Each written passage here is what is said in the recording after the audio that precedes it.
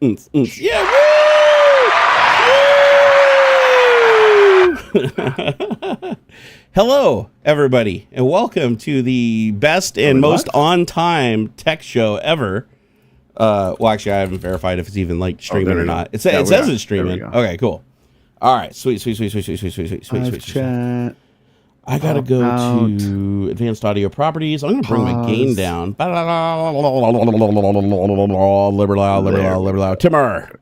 Timur. What up, Yorkshire Techie? Yo. Luvaro, Sir Edno, the Metalhead Man. Oh, they're all here. They all be coming in here. Hell nice. Yeah, son. Hell yeah. All right, so there we go. I think I got my What up, Car Wash Channel of Northern PA and Ohio. What up? Dude, bro, always be in here. That's like our bro right there.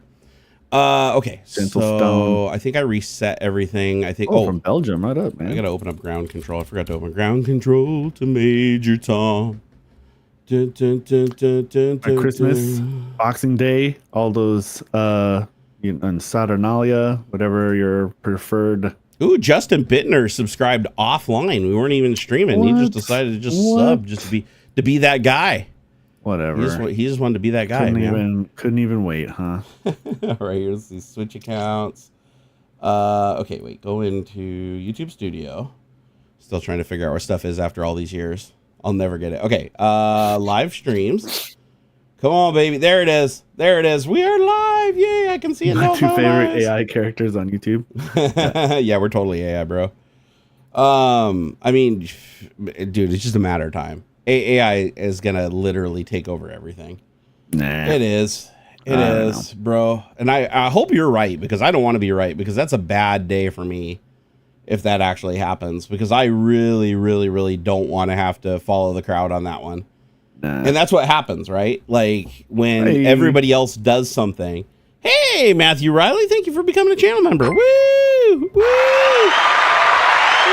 He said, celebrating 22 months of membership. Season's greetings, y'all. Nice. Appreciate it, brother. Really do. Yeah, the thing I'm worried about is like whenever like the entire group, like the herd, I'll call them the herd of content creators, do something, then you feel compelled to do it too, because they end up like the reason they're all doing it is for a reason, right? Because it gives them an edge. And then everybody jumps on the edge, and then if you don't jump on the edge, you just get left behind. Like your choice is either get on board or just stay back and just get pummeled. And there's so many times when that happens where I can't follow. I just can't do it. It's like beyond my capability. Like when it's like advertising like shitty products and stuff. I can't do it, right? Other people can, I can't. So it leaves me behind. It's like AI is that big disadvantage where I don't want to follow that crowd when that happens. I think it's just a matter of perspective and expectation. Like, you're not trying to be like Marquez Brownlee or fucking Mr. Beast, and that kind of thing. So to compare yourself to them and what I mean, I think it's important to genuinely sit down and define what success means to you. And I don't necessarily mean you, Jerry. It's more of a collective you. Right. Write it down. Like, this is what I mean. This is what I mean when I say I want to be successful. Like these are the goals. If I can check all these off, then I'm doing what I meant to do, and I'm okay. And then you can, and then within that, then you have to examine your own, morality or whatever, because like maybe taking that, dude, morality fucks you in business. Honestly, I'll agree that there's certain times when it doesn't, when it can actually help you, right? But overall, it fucks you. And the reason why I'm going to say that is because you are forced, whether you like to or not, you have to compete. You have to be competitive, right? And if somebody else becomes overly good in an area by doing immoral things and there's no other path to get to that, like a great example of this is like Chinese products, right? It's like we can't produce a product for the same price that China can. So it's really hard to compete. If you're the guy that's just selling fucking little radios or whatever, and China's selling them for 1/10 the cost of what you can even, make a profit on one here, you're never going to be able to compete, because people will be like, oh, I like to buy local. And you might get that rich guy that's like, yeah, I'll buy local. And everybody will say they want to buy local and they want to support local businesses. But when it comes down to their actual wallet and the resources they have behind the scenes, they're all going and buying from China. Sure. They're all buying the cheap thing, right? I mean, there's an argument to be made. Like, there's no ethical consumption under capitalism, right? There's just no way. Right. That's what I'm saying. That's basically my point. That doesn't mean you can't still be successful. I would point at Puget Systems. They compete against big guys like Dell, HP, Lenovo, who are known for that is true. Shoddy quality, I suppose. Your guys' sale point, customer service is like your guys' big thing, right? So there's always, and again, I brought this up with the argument of like IKEA furniture versus handmade rocking chairs and stuff. Like, there's still a market for that, and there are I would probably say thousands of small companies that do a variety of handmade, custom, like genuine, creative work. Whether it's physical items or like YouTube videos and things like that. Again, it comes down to that, the definition of success for you. Like, if you're trying to be Amazon, then yeah, you're going to have to compromise some level of morality and exploitation and things like that. But like, if you're not trying to be a billionaire, if you're just trying to get to a comfortable level where you can do the thing you love the most and still pay all your bills and set aside enough for retirement, I think that is still totally a possibility, without compromising your sense of self or right. I mean, it might take a little more effort. It might take some more effort. Oh, for sure. You might have to adjust, and you might have to adjust your expectation on like living standard. Right? Like, maybe you don't live in $1 million home, but you're gonna sacrifice that in exchange for being able to talk about Smurfs all day. So I think where's the happiness versus the quality, or the balance of happiness? There's always going to be a balance. It's a big part of your quality of life, right? Oh, huge. For me especially, right? It's like I can't just do something like unless it fulfills me in some way. Yeah. Like, I struggle to just do the busy work. Like, even when I worked at Microsoft, I was the same way. It's like, if what I was doing was like senseless, it was just moving the machine, like for no fucking particular reason, and nothing was moving forward. I was just like moving the cogs, to make people happy. I could never get into it. Like, I'd seriously disengage and my brain would just be like, I could not do it.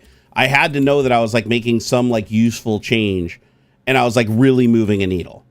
And so sometimes I'd even lie to myself just because there's no other way to get it done, right? Because you just had to, grin and bear it. Well, yeah, sometimes you have to. Yeah. So now, with Puget Systems specifically, like as a PC builder, I think like the thing that makes them still like competitive is, like you said, is that they pay their employees well, they treat their employees well, so that you get good customer service. And if you do anything other than that here in the United States, you're gonna have shitty customer service. Like, you can't have both. You can't treat your employees like shit and expect them to be good to your customers, right? So I think that's where, they can still cut out a niche and they can still be competitive, because any other company that's domestic that has to compete with that, or foreign for that matter, China, if you buy a computer from China, good luck getting support, right? Like, you're going to call, 2 a.m. in the morning and get like some dude from like fucking India or China. He's going to be somebody who's subletted or sub-hired from the company. He does no shit but to read like 3 things off of a chart. Or let's be honest, you're going to get an AI. You're going to get an AI for like tier 1 and tier 2 until you get to like tier 3, and then it'll be like the one dude that might know what he's doing. So there is a value proposition to like what Puget does that makes them hugely competitive, and that is they can provide really well built systems, stand behind them, amazing warranty, and good customer, like great best in class customer service for sure. That brings people back. But when you look in other fields, like other fields where there's a lot more competition, like for instance, there's not a huge amount of competition in like PC building because of the amount of money it takes to get into that industry. Like just to key up and build the building. I mean, even Puget had to start small, right? And like ramp their way up. But it's a big initial investment. Like, you have to buy the parts. You have to be willing to be like, are people going to buy this shit before it depreciates in value beyond where we can make a profit? And so you have to take a lot of risk. And you have to put up a lot of money, and you have to be willing to take quite a bit of time, right? Like, build the business. So not a lot of people jump into that. But when you're talking about something like a content creator, for instance, anybody can be a content creator. Any single person in here in chat right now, it's like, even if you don't even have a camera, even if all you got is a microphone, right? You can do like an animated, overlay using like Adobe or, even one of the free like animating, avatars. And you can be a VTuber or whatever, right? Anybody can be a content creator. So that kind of like lowers that bar of entry where anybody can jump in, right? So competing against them, you have to have a better value proposition than the average, right? To stand out. And that might not be too hard to do, right? Because it's like everybody has like their certain thing that they do and they're willing to do and how much they're willing to put into it to like build and grow something. But then you always run into that ceiling that I see where it's like you hit this point where it's like to grow the channel further, you need help. Like you need somebody to help with editing, or if you want to grow. I'm saying like for volume and like increasing your revenue, right? There's only so much any one individual person can do. Exactly. And that applies to any venture. That's really. True. That's true.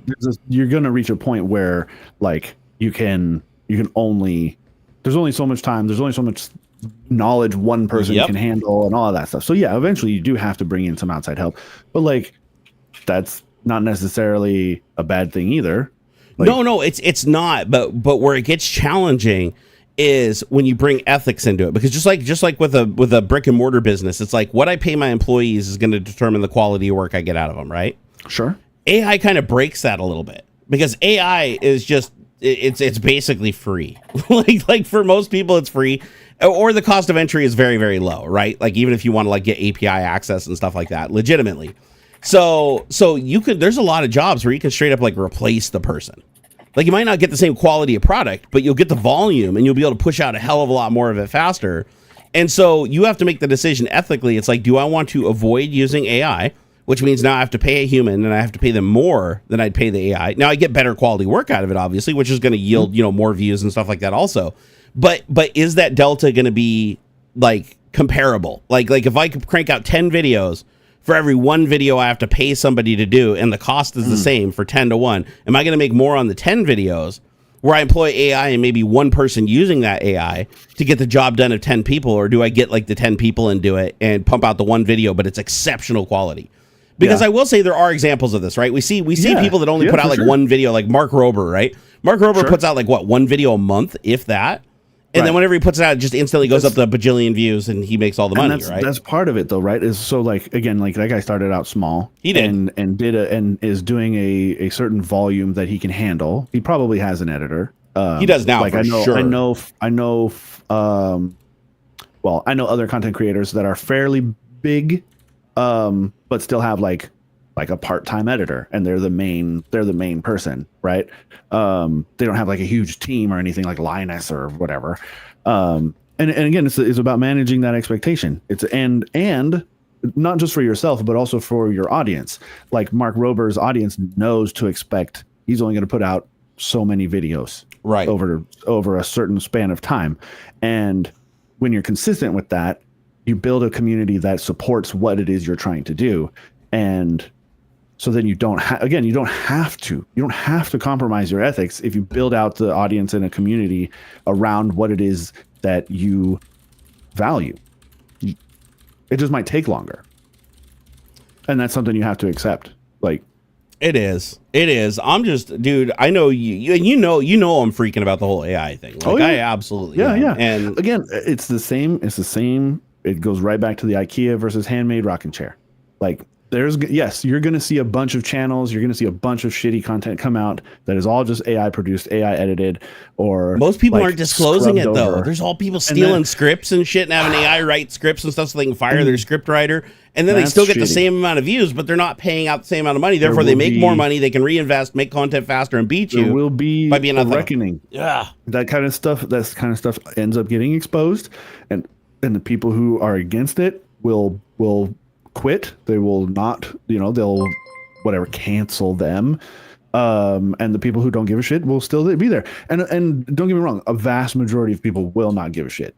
They just want their free content. That is my gut feeling is that it's like a vocal minority-ish. Like 40 is like 60-40, right? 60% of the audience doesn't want the slop or whatever, wants to support in the best way that they can. And then like there's a really loud like 40% who are like just whip dance monkey, I don't give a shit, give me my free stuff. Ad blockers and fuck you. I just put out the videos because I want. Yeah. And that's the loud squeakiness, and that really sucks. Even those shitty people still do move the needle though, because they're a view, right? And a view does propel you forward. In this industry specifically, I'm not saying every industry, but actually I guess it would apply to every industry because you do need, in every industry, your customers need to know you exist, right? Yep. So I would argue that no matter what your business is, being known is important. Like just on its own merits. Like no such thing as bad press. Right. It's like even if, and this is a great example is like drama channels. Anytime drama pops up, right? Anytime drama pops up, you'll see a channel like quadruple or quintuple its views on a single video, just instantly, boom. And it's because the platform's driving so many people there because people want to know what the hell's going on, right? People are drawn to dissidence and negativity. They want to know the fear response, right? You got to know what's going on. So everybody goes in there, but then that reward, that dopamine rush or whatever that drives everybody there, that then makes you as a content creator go, wow, look how much more money I made doing this. You start seeing a bunch of content creators jump on that shit. Yeah. But that's, I don't know. That's like, again, there's so many channels that are named something completely different than what they're doing today because they've shifted to drama or reporting or news or something that brings in a lot of views by proxy. But that's and I mean, you don't have to. It's you can I don't know. Dude, did we just get 250 sexes? Yeah, from Pele. Bro, Pele, my bro. Woo! He said, hello, my favorite guys. Have a great weekend. A fantastic new year. Oh, whoa. Altonian gave us 10 pound, bro. 10 pound. I got to reply to these. Hold on. 10 quid there. What is the Chaos Communication Congress? I got to look into this. I've never heard of this. I have no idea what that was when I saw it. It's an annual hacker conference organized by the Chaos Computer Club. 3C, right on. That's tight. Let me see here. Features a variety of lectures and workshops. Oh, it's cool. So it's kind of like what's that Defcon that they do in Vegas? Defcon. Oh, okay, yeah. No, I'm familiar. I want to go to Defcon someday. This appears to be a German flavor. Interesting. Very cool.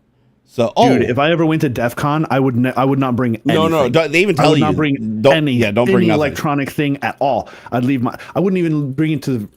All of my shit would stay at home. I'd buy a burner before leaving. Yep. And I wouldn't activate it until I got there. And I would try, I don't know, I would buy like a Visa gift card at a Walmart in a layover to then buy the burner. I literally destroy the phone. I destroy the phone and throw it in the garbage before I left. I'd throw it in a trash can as I'm leaving. Don't let that shit even touch the same radio waves as your shit at home. Yeah, everything's wrapped in tinfoil and copper mesh. I'd buy a bunch of copper mesh shit, and my wallet, everything is wrapped. You're just walking around with a Faraday cage in your backpack, you're like, fuck this shit. So copper into my pockets and shit. Hey Lewis, thank you for that $2 earlier too. We really appreciate it, bro. Too many weird stories out of DEF CON, man. Just crazy. Dude, no way. Dude, yeah, no, and they tell you that too. From what I've heard, at DEF CON, they straight up tell you, if you're coming, do not put everything in airplane mode. If you bring it, never take it out of airplane mode. Because every single person there is trying to sniff your traffic, trying to social engineer you, trying to fuck with you. Yeah, don't talk to anybody. Yeah, and it's game. It's open season too. Everybody there is specifically trying to target it. They'll do live hacks. They'll go up on stage and they'll just straight up start hacking people in the audience just to show them the really wicked shit they can do. And wear a mask, wear a fucking balaclava all the time. Do you know? You can't see me. Do you know who Deviant Olem is? So that sounds vaguely familiar. So he's a really famous guy. If you saw him, you'd probably recognize him. He does a bunch of he does the security Deviant Olem, and he does he does penetration testing on buildings and stuff like that. He gets into areas he's not supposed to be into. He hacks hardware and shit to bypass security. Yeah, lockpacking and access. So companies will pay him big money to come in and crack safes and bypass security and try to break in, get into areas he's not supposed to be in, and he's really good at it. And every year he goes to DEF CON and he stands up on stage and does this huge 2-3 hour thing symposium where he talks about everything that happened in the prior years. Yeah. And some of the shit he's done is just outright insane. And then when you think about it, you're like, whoa, anybody could do that. There's nothing special. Yeah. I've seen a chunk of his. He's got a RFID thing in his hand. Yep. Yeah. I've seen some of this. Yeah. Dude, he's crazy. He'll do shit and he'll do live penetration testing where he'll walk up, he did one where he was on, and I don't know how he doesn't get arrested for this. Seriously, I'm glad he doesn't, But there must be some law that says, like, if you can access an area freely without breaking or damaging anything or whatever, you can be in it. Because I'm sure some of it is social engineering. He's able to talk his way out of it. Well, like, here, let me tell you about one of the things he did. Got me. I'm not supposed to be here yet. But he didn't do anything really bad. Like he got into some. Tell me if this is bad. Tell me but if this is bad or not. He's walking down Sunset Boulevard or whatever in California. Or not Sunset. What's the one that has all the stores and shit on it? Like the Rodeo. He's walking down Rodeo Drive, and there's a store that's closed, right, on the weekend that has glass doors across the front of it, and it's locked. It's got a bolt through the bottom and a bolt through the top. And he actually walks up with a camera live and puts a little thing under the door. It goes, he just pulls out of his pocket, like undoes it like a Slim Jim, slides it under the door, twists it up, pulls a little rope on it or whatever, grabs the lever, pulls it down, undoes, butts the bolts, opens the door, and walks in. And then walks back out and just lets the door close. And then he's like, and that's how you get in there. And then he just walks off. And it's like, you just showed in this video. Anybody watch this video right now can go to that store and just walk into it. I mean, and but he doesn't get in trouble for any of this stuff ever. Like, there's some loophole. And I guess he understands the law, obviously, too, because otherwise it'd be very easy to cross that line. So he knows what he's doing is legal. I'm sure some of it is with permission. Like it could definitely be. Hey, Tiffany's, I'm gonna be walking down by your place, and like I'm gonna, show that this is a thing. Like he showed how to like get into buildings. Like he'll walk up to the security system. With buildings that have the locked door where you have to call somebody and get buzzed in. Oh, sure. And he'll just walk up to it and like hold down 2 buttons on the pad because like nobody ever changes the default programming code. And so he like holds down to 2 buttons for like 10 seconds. Then it goes into service mode and he has it all memorized. And he's just like do, and the door just unclicks and opens and he just walks right in. He's like, oh yeah, any building you see this security system with this brand and this number between this number and this trick works. Hey, like you can just walk in. Not much different than lockpicking lawyer, really. That's true. It's the digital version, right?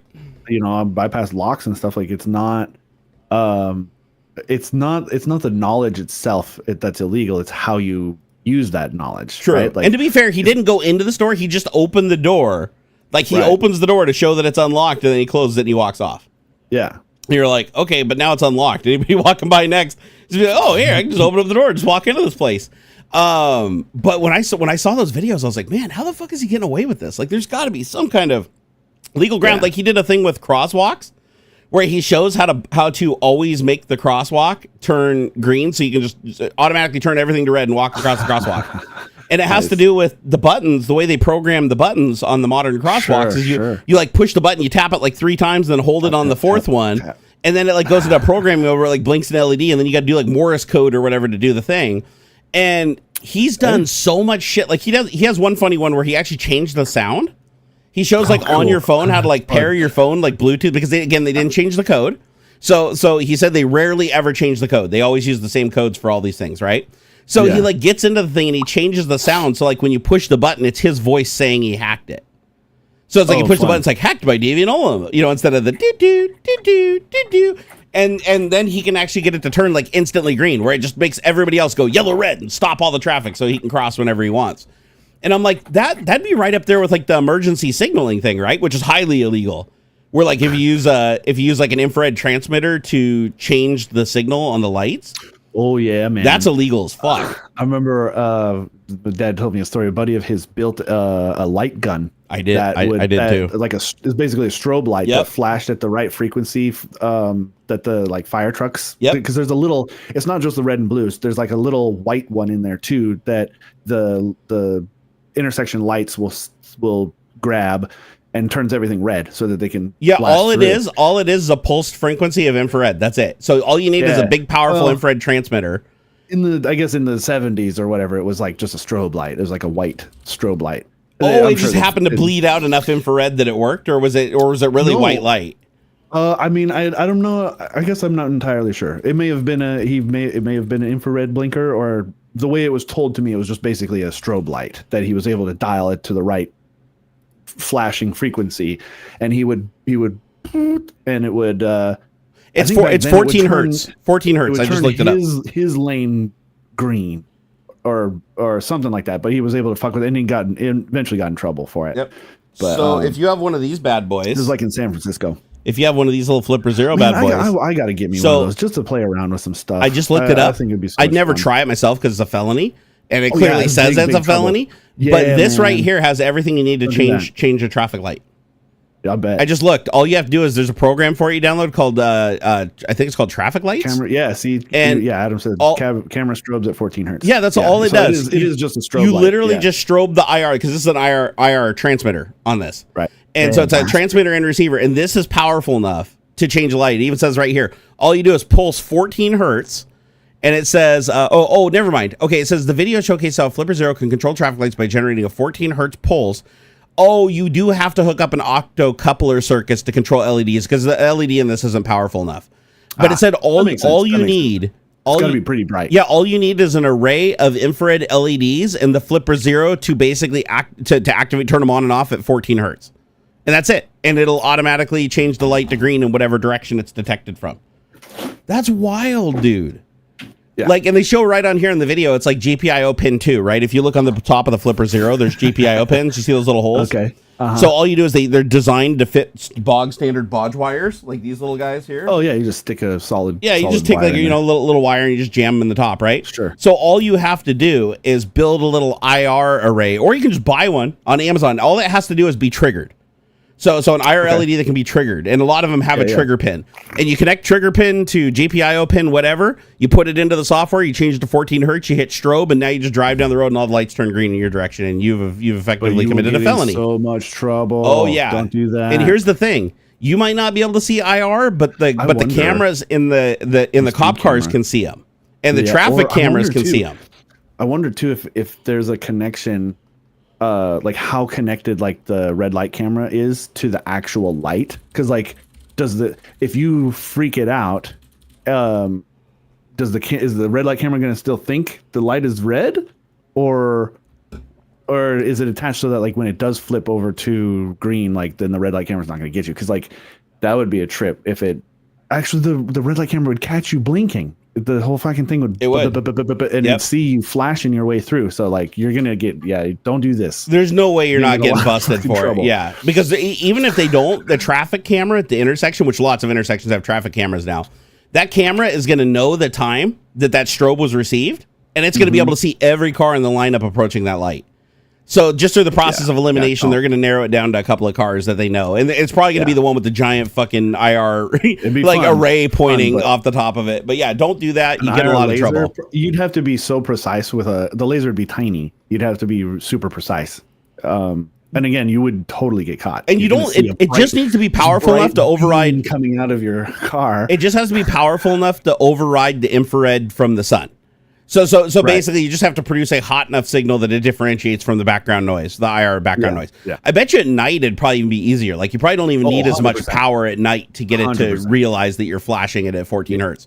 But it sounds like Adam said that some of the new lights don't run at 14 hertz, like the old ones do. No, he was saying so maybe they protected them. Lights. Like camera flashes. Nikon speed lights don't do 14 hertz, but old ones can. Oh, Adam, wait a second. So you're saying the old speed lights, like the camera flash on like your Nikon DSLR, used to be able to strobe, and you could use that to trigger the light? Probably. Yeah. I think that's what he's getting. That would be wild. Is that why they stopped doing it? Is that why they can't do 14 hertz anymore? Is they like specifically cut it out of the spectrum? Probably.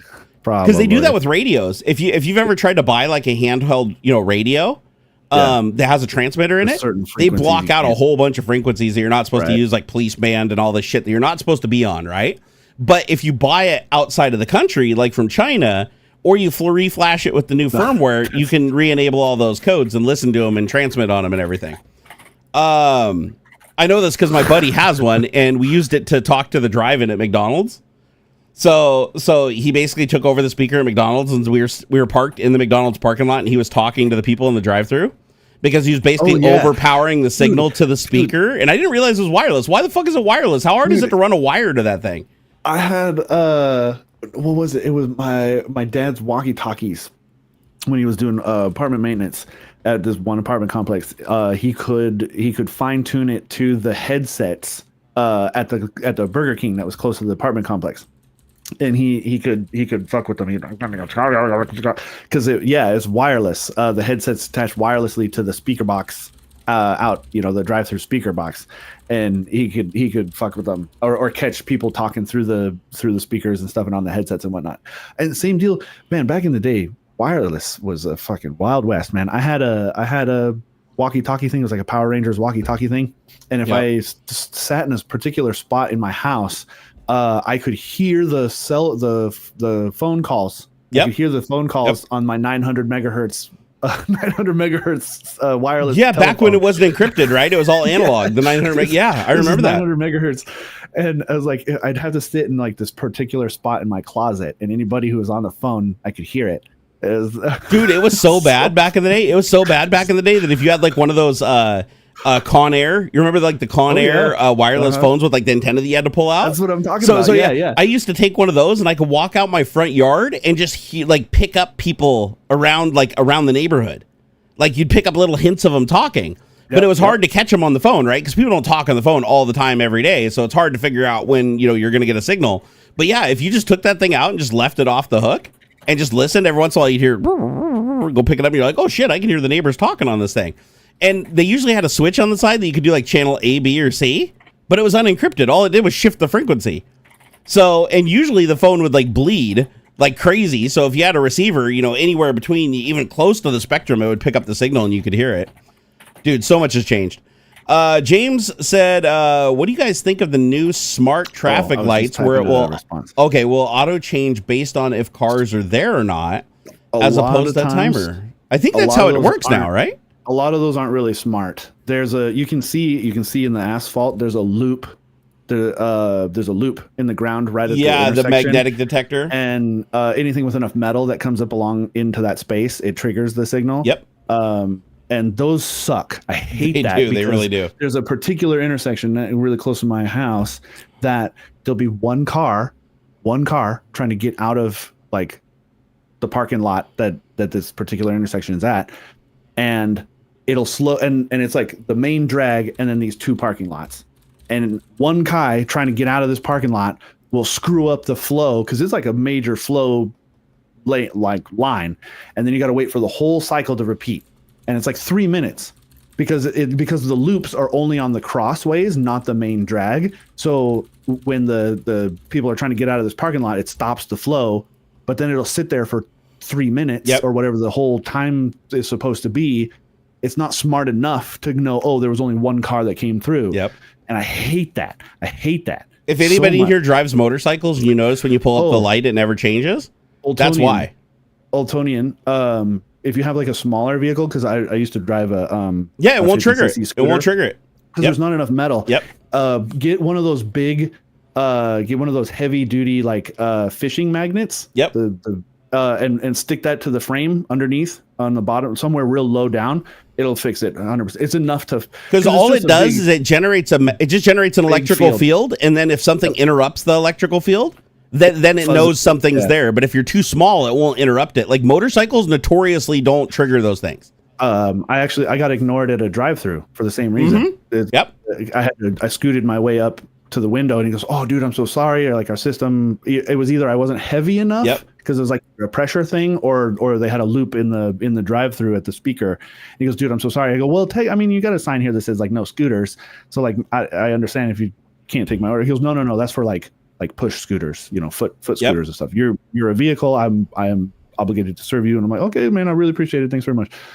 Yeah. And the good hack is, like you said, just get yourself like a 5-pounder heavier magnet and just stick it on the frame as low as you can, because you want it to be as close to that magnetic field as possible. So as far down low as you can. Yeah, like on motorcycles, they'll usually put them like just above the skid plate, like where it goes, just so that if you bottom out the bike or you hit a curb or something, you don't rip it off.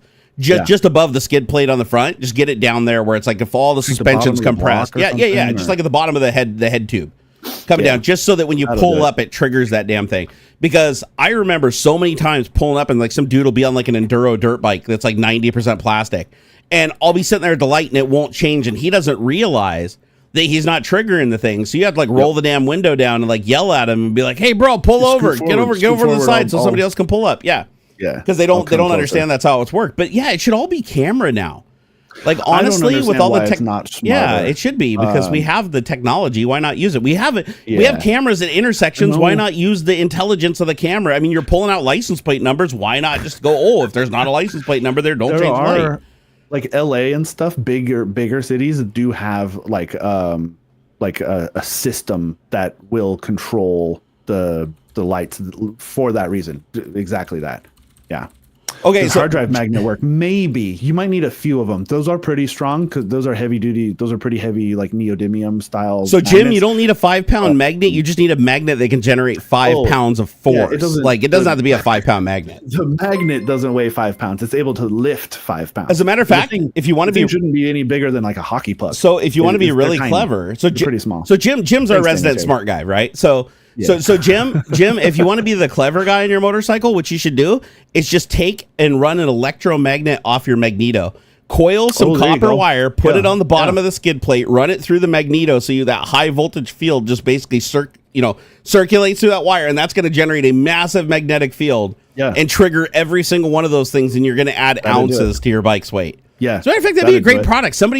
I bet you somebody's already invented that. If they haven't, I would be shocked because then you don't have to add a neodymium magnet. It's much lighter and it's way more powerful. Like the field that you could generate off the magneto on that thing's got to be crazy. You could split off of like your headlight or something and just have a coil. A coiled loop. Basically, you're just replicating what's in the ground. A coiled loop that you got stuck on the bottom. Dude, the magneto on a motorcycle generates like 30,000 volts or 40,000 volts or something crazy. Turn your headlights on and you got a gigantic electromagnetic field, and then that should trigger it. That's funny. You're just shocking everything. Bicycle. You're driving over bugs and shit and zapping them. Same deal. You could set up you could put a little bitty magnet on one of your wheels that then passes by a copper coil to generate a bit of an electric field. That'd do it. It would. He said it's not a motorcycle, it's a bike. Oh, pedal bike. Charge a capacitor of some type to then power the field or whatever. But yeah, you could. But you'd have to use. You'd have to use some energy from somewhere to charge the coil. So if you're a Nancy about adding drag, solar. Well, no, but then at night it wouldn't work. It's funny. We got to find this way, so James could trigger everything at any hour of the night in any weather condition without adding weight. You could do a tiny battery pack that then charges a capacitor so you get one burst of and that goes bonk, and then it mess with the field. Jim, we got you, bro. We're gonna figure this out, man. This is our top priority. The boffins are on it. Or carry the fucking blinky IR gun, and when you're on your bicycle, you just go and the fucking light turns green. It's fine. You change out your light bulb on your fucking thing with like an IR light bulb, and you're just sitting there. You just pedal in your way, and it blinks at 14 hertz. You just go right through. Oh my god, dude! I wonder if there's a way that you could do that where it'd be plausibly deniable. Like create a circuit that does something where 14 hertz is necessary, or at least it can go into 14 hertz. It's sweeping, and then just have that pulse through something. God, it'd be funny to do that because then the cops pull you over and be like, "Oh, the light turned green." You're like, "What? I don't know. It's my fucking calorie counter. It's talking green. It's just transmitting data to my fucking receiver on my helmet. What are you talking about, bro? I didn't know none of that shit." Adam said, "Anything with an alternator should trip the loop. Small Neos work fine. Bike shops here give them away." Most motorcycles don't use alternators though. They use magnetos. A little bit different, tiny bit different. However, the magneto still generates a high voltage charge, so you'd think that still would trigger shit, but it doesn't. Yeah. Lots of bikes still don't trigger those damn loops. The old school loops. Too far away. That could be it. That could be it.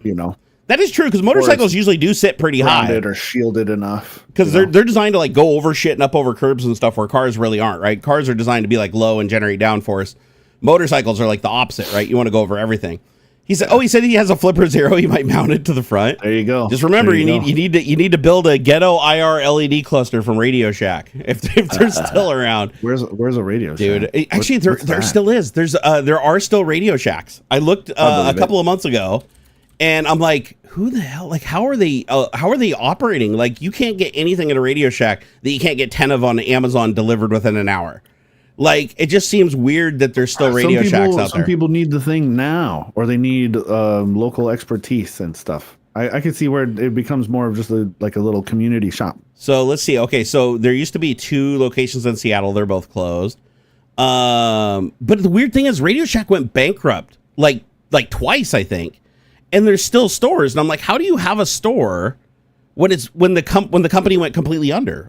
Is it because they're franchises or something? Some of them are probably just privately owned. Interesting. Because, dude, I have to admit, I loved Radio Shack as a child. Like, Radio Shack was my place. Like, my mom would drop me off there when she went shopping at the store, and I'd play on their little Texas Instrument computer in there. They had a little pencil joystick, and they'd always have the RC cars. Remember, they'd always charge up the RC cars, like at the good Radio Shacks. Like the shitty Radio Shacks, they'd always be dead. But the good toy ones. But the good Radio Shacks, they'd always keep charged batteries behind the counter, so they'd have like the gold. You remember the Golden Arrow? I don't remember that. Dude, one. that was like the RC car to end all RC cars back in the day. Like Radio Shack used to be respectable. Like they had the best shit sometimes. Yeah, I miss the X mods. Oh, GameStop bought Radio Shack. Interesting. I wouldn't be surprised. That's crazy though. But the thing is, like, wait, is Vetco Electronics still open, Adam? Do you know? God, I haven't been there in years. Dude, Vetco Electronics is like the store in downtown Bellevue. Well, it's not downtown. It's like in the industrial part of Bellevue.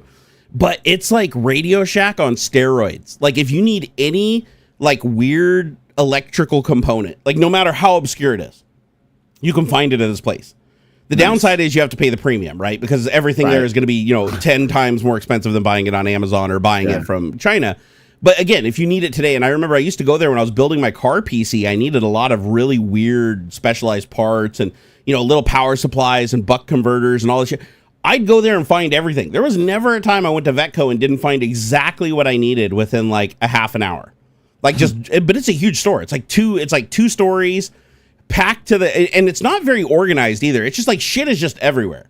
Just boxes of random components. There'll be like a price on the whole box. And it's like, there could be 5 different components in the box and they're all just the same price and they're all different makes, models, different capacitors with different ratings and stuff. And they're just, you grab it, you just take it up front and tell them how much it was on the box and they just charge you whatever it says, right? You probably just lie to them at the front and they just give it to you for whatever. He says, wow, 2015, man, time goes by too fast. Here, hold on, you give me a link. Let me look at this. Marcus. So GameStop Corp.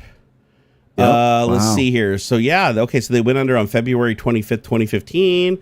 Won an auction to acquire the stores. Shit. Wow. $15,000 per store? Wow. And then they just closed them all up.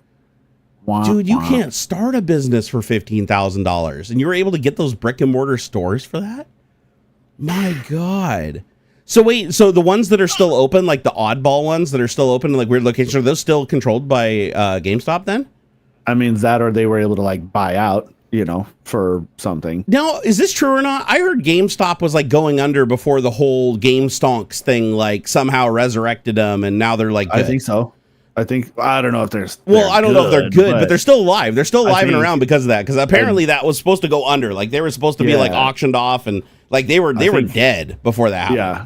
Oh, did you see Daniel Terry gave us $20, dude? What the hell?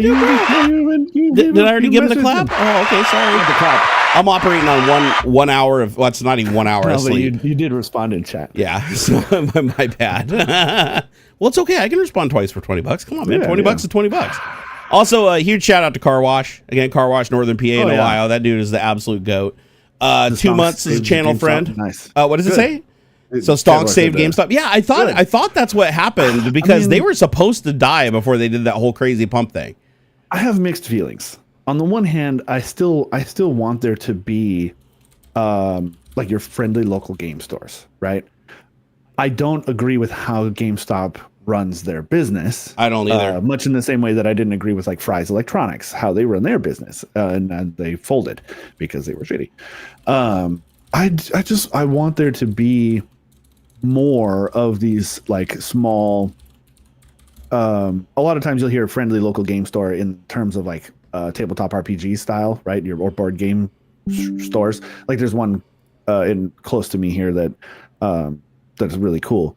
But what's the one that we used to always go to in Bellevue? The fancy one with like the hidden speakeasy that they have like behind the bookcase. God, what's that place called? I don't know. I went to one. Adam will know. There was some internet cafe-ish kind of thing that I went to. Penny Arcade. This was before there was a PAX, but right when Penny Arcade was really starting to take off and blow up. Mox, he says. Yeah. Mox. That place is still around. I got to play the Halo PC beta with a bunch of other nerds there. It was a blast. It was like me and 150 other nerds, and my girlfriend at the time and my mom went to Bell Square and made a ruckus and stuff. It was funny. Dude, it was such a big part of socializing, right? Yeah, like I feel like that's dying, and I feel bad for like kids nowadays because like that's the only time I socialized when I was a kid was when I'd go to like public places like that, meet new people. I want to have a place that is like a game store, like a board game store or card, that kind of a thing, but more focused on electronic games, right? Like video games and stuff. Like they could totally make GameStop's more of a lounge or a cafe or a that kind of a thing where like it's a deliberate place to it's often referred to as a third place, right? You have home, work, and then a third place where you like hang out with people, like cheers and stuff. Yep. And I want to have a place like that for like computer games, console games, things like that. Where like, oh, you can bring your computer in. Oh, you need some work done, or like whatever. You can come and you can hang out. Like the image I have in my head is like the front lobby of like a tire shop, right? Yeah. Where they have like a couple couches and some chairs, and there's like a coffee table and a TV and a popcorn machine and that kind of thing. And you can just hang out and shoot the shit. Maybe play some games there's like a PlayStation and an Xbox. Or a PC. It reminds me of the bar. There's a bar I went to in Portland, Oregon that had like it was mostly arcade machines. It was like an arcade with a bar in the corner. And it was awesome, dude. It was awesome. Like people hung out and just would just play pinball machines or arcade machines. Then there was like a lounge area where people would talk, play card games and shit. Yeah. It's a good idea. I would love that more toward, and then you could, buy a video card and stuff while you're there too. Or it'd be a place where you could just come in and shoot the shit. And with other computery gaming nerds and also like hang out, like get a cup of coffee, have some snacks, like go play some games. Here we go. You see in chat? What's that? So Adam said, IZZZ, good night. How much you want to bet he isn't going ZZZ and we'll see him again in chat? How much you want to bet? I'll bet you $1. 50-50. No, I was joking around with Adam because we do the same thing. We'll SMS back and forth, and it'll be like, dude, okay, AFK, gotta go. Good night, ZZZ. I'm sleeping. See you tomorrow. And we'll go back and forth like 20 more times over like 4 hours before we finally actually go to bed. Dude, all the time. I was like, this was a couple years back. I'm sleeping. I wake up at 6:30 in the morning to get ready and go to work and stuff. And I notice, oh, hey, I had gotten a text message from Adam at night, and it's like, I don't know, at 2 in the morning or something. So I respond, and instantly, as soon as the freaking message, boop, he's on the phone. He's calling me up. I'm like, bro, it's 6:30 in the morning. I didn't expect that you'd be calling me. Like, do you ever sleep? The guy's like on Taiwan time or something. Yeah, he's up at the craziest times, man. He's up at the craziest times. It's funny though. No, Adam's awesome. He uses ZZZ like most people use over, like on the radio, like over, and then waiting for like the next person to talk. It'll be like ZZZ, and then you reply, and then he'll reply over. It's so awesome. I love Adam. He's a great guy though. He's a person. I wish everybody had an Adam. Adam's a good person to have around. Like he's good people. You can trust him. He's super reliable and trustworthy. He's a hell of a human being. Love the dude to death. Plus, he solved the networking problems of my house, man. My entire network in my house. Hell, your entire network in your house is built by Adam. I need to fuss. It's okay, but I have weird problems that I need to figure out. If you ever need help like going through that shit, just like hit me up. I'll spend a couple hours with you going back and forth if you want and like get it all set up and figured out. I'm sure Adam would help you configure it all too if you wanted. Like he knows how to do it better than anybody. Right. Yeah. And like what router is this? This thing is so fucking crazy. So I can't show you on camera because it's like down too low on the desk. But his solution. Let me see. Do I have the box? Where's the box here? So his solution to me dropping packets, like 2 shows ago, I think it was, we had to cancel Tech Talk because I was dropping packets like crazy. Yeah. And after some debugging, we narrowed it down to this little shitty thing. Let me speak of the devil. It was actually plugged in. It wasn't supposed to be plugged in. That's probably why I dropped that one packet earlier.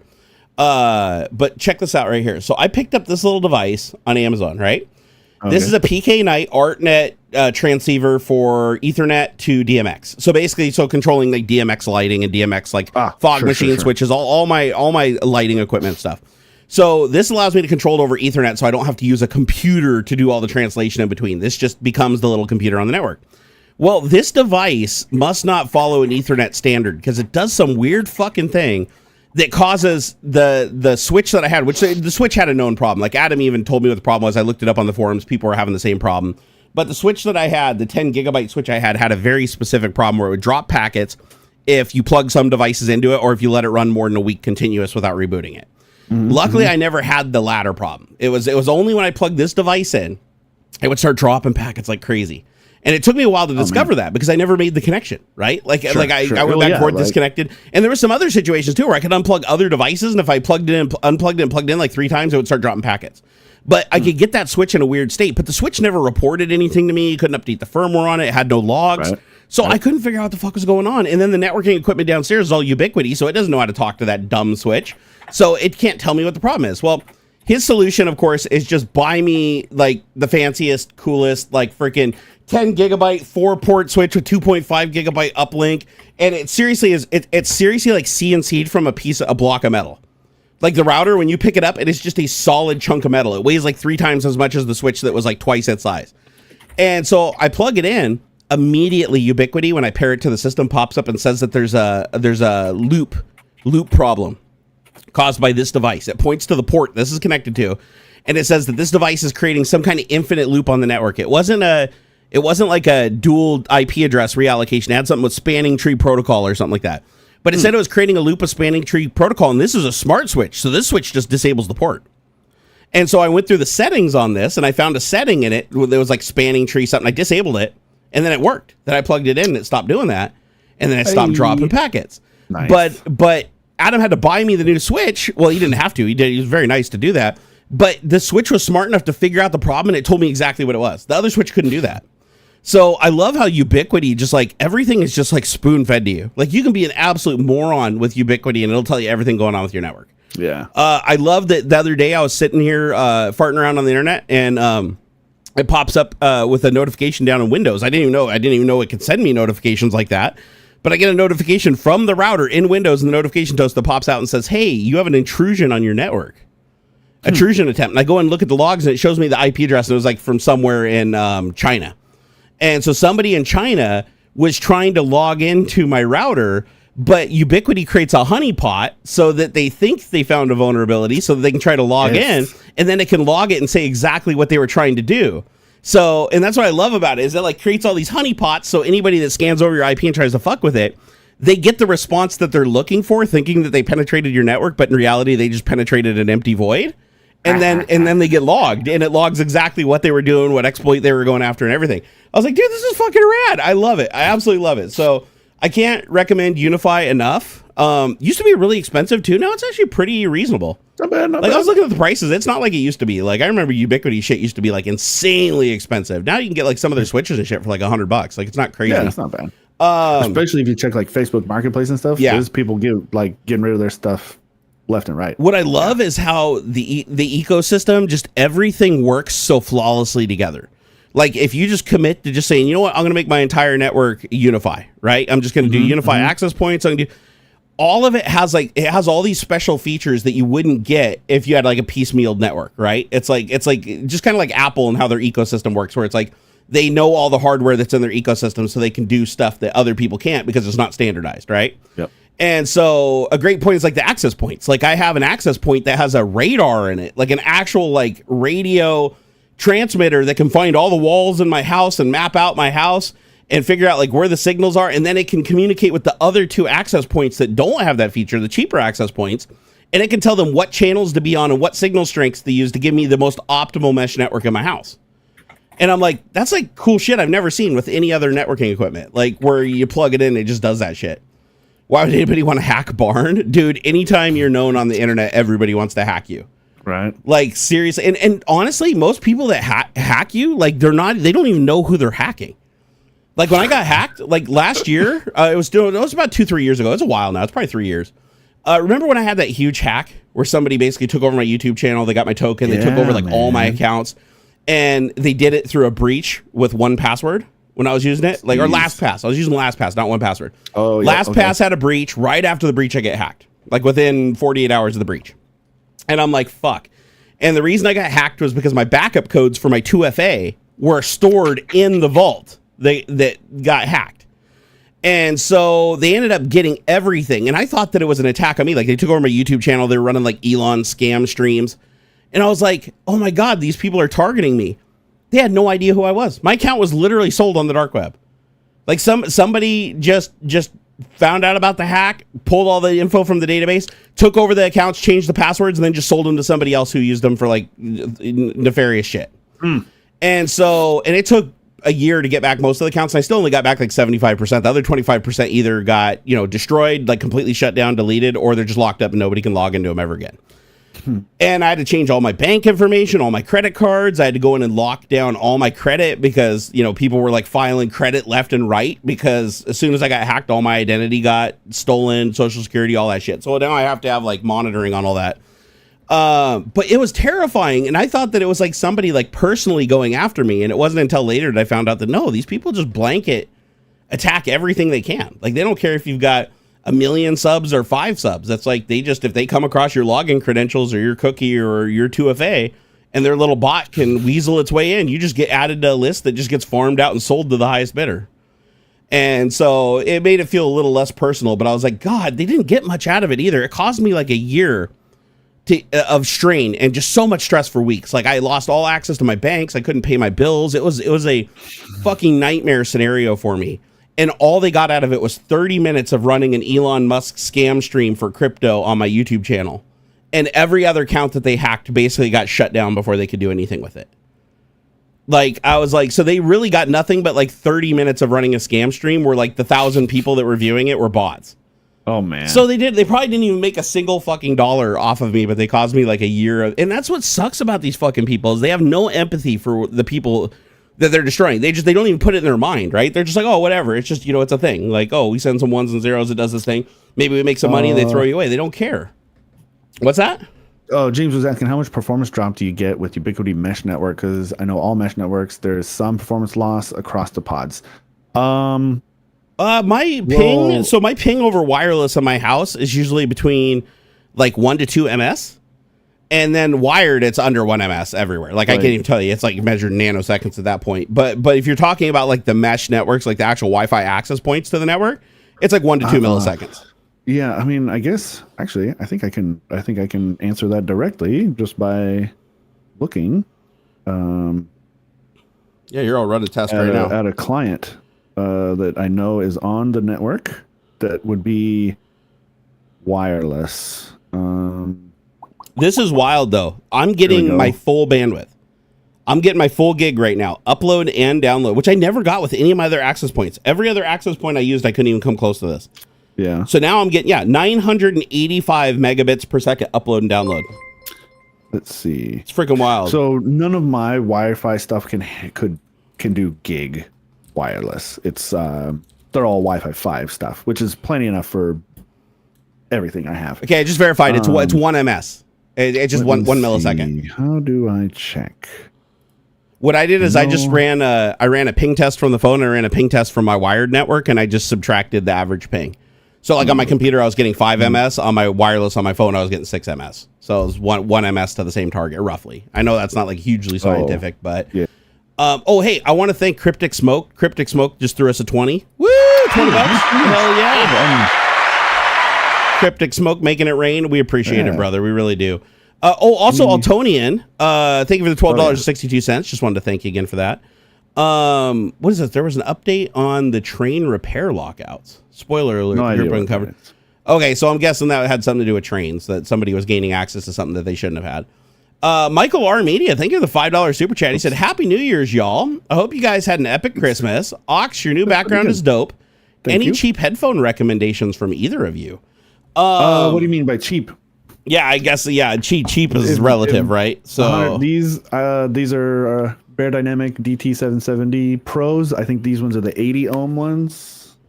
Yeah, DT770 Pro 80 ohms. These cost me, they were used many years ago. I don't know.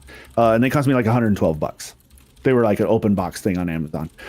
And hands down, from what I've heard from a lot of decibel nerds, is like for the money, these are probably some of the best ones to buy. Or if you want open back ones, because these are closed, I can't hear shit. Like my wife has snuck up on me a bunch of times when I have both ears on. I think the 990s are open back, and a similar price. First off, Adam's back in chat, so I know. give him a dollar. He never left. He didn't ever left. Hey, so he said I'm not running Mesh Network. Actually, I thought I was, so I asked him how I can confirm it because I thought I had Mesh on. I mean, I have to. No, performance loss is not noticeable. So James wanted to know about upload download speed. No, exactly the same. I just ran a speed test on my phone. It's the same as my desktop over Wi-Fi. Yeah, my phone has. It's bouncing all over the place, but call it an average of 12 milliseconds to the internet and to the switch. Yeah, is what it's saying right now. How much was it? It's bouncing around, but I would say the average is like 12 milliseconds to the internet and to the switch. That seems really high. Because I'm literally right now 10 feet away from it. Right now, I'm literally going through who are you pinging? Like, who's your target? It says 888 for internet. So 8.8.8.8. Okay, so right now I'm getting 3 ms to 8.8.8. No, 2 ms. I actually got a 2 ms packet. If we're gonna talk about the wired thing, that's different. Oh yeah, duh. Hold on here. Let me check and see if I can do here. Ping.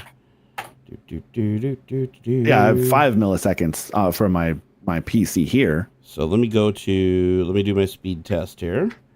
So I'm going to do a speed test. I'm going to hit Ziply Fiber with my speed test. And I am getting, reliably, every time I run it, 6 ms. I get 5 ms on the computer and 6 ms over Wi-Fi.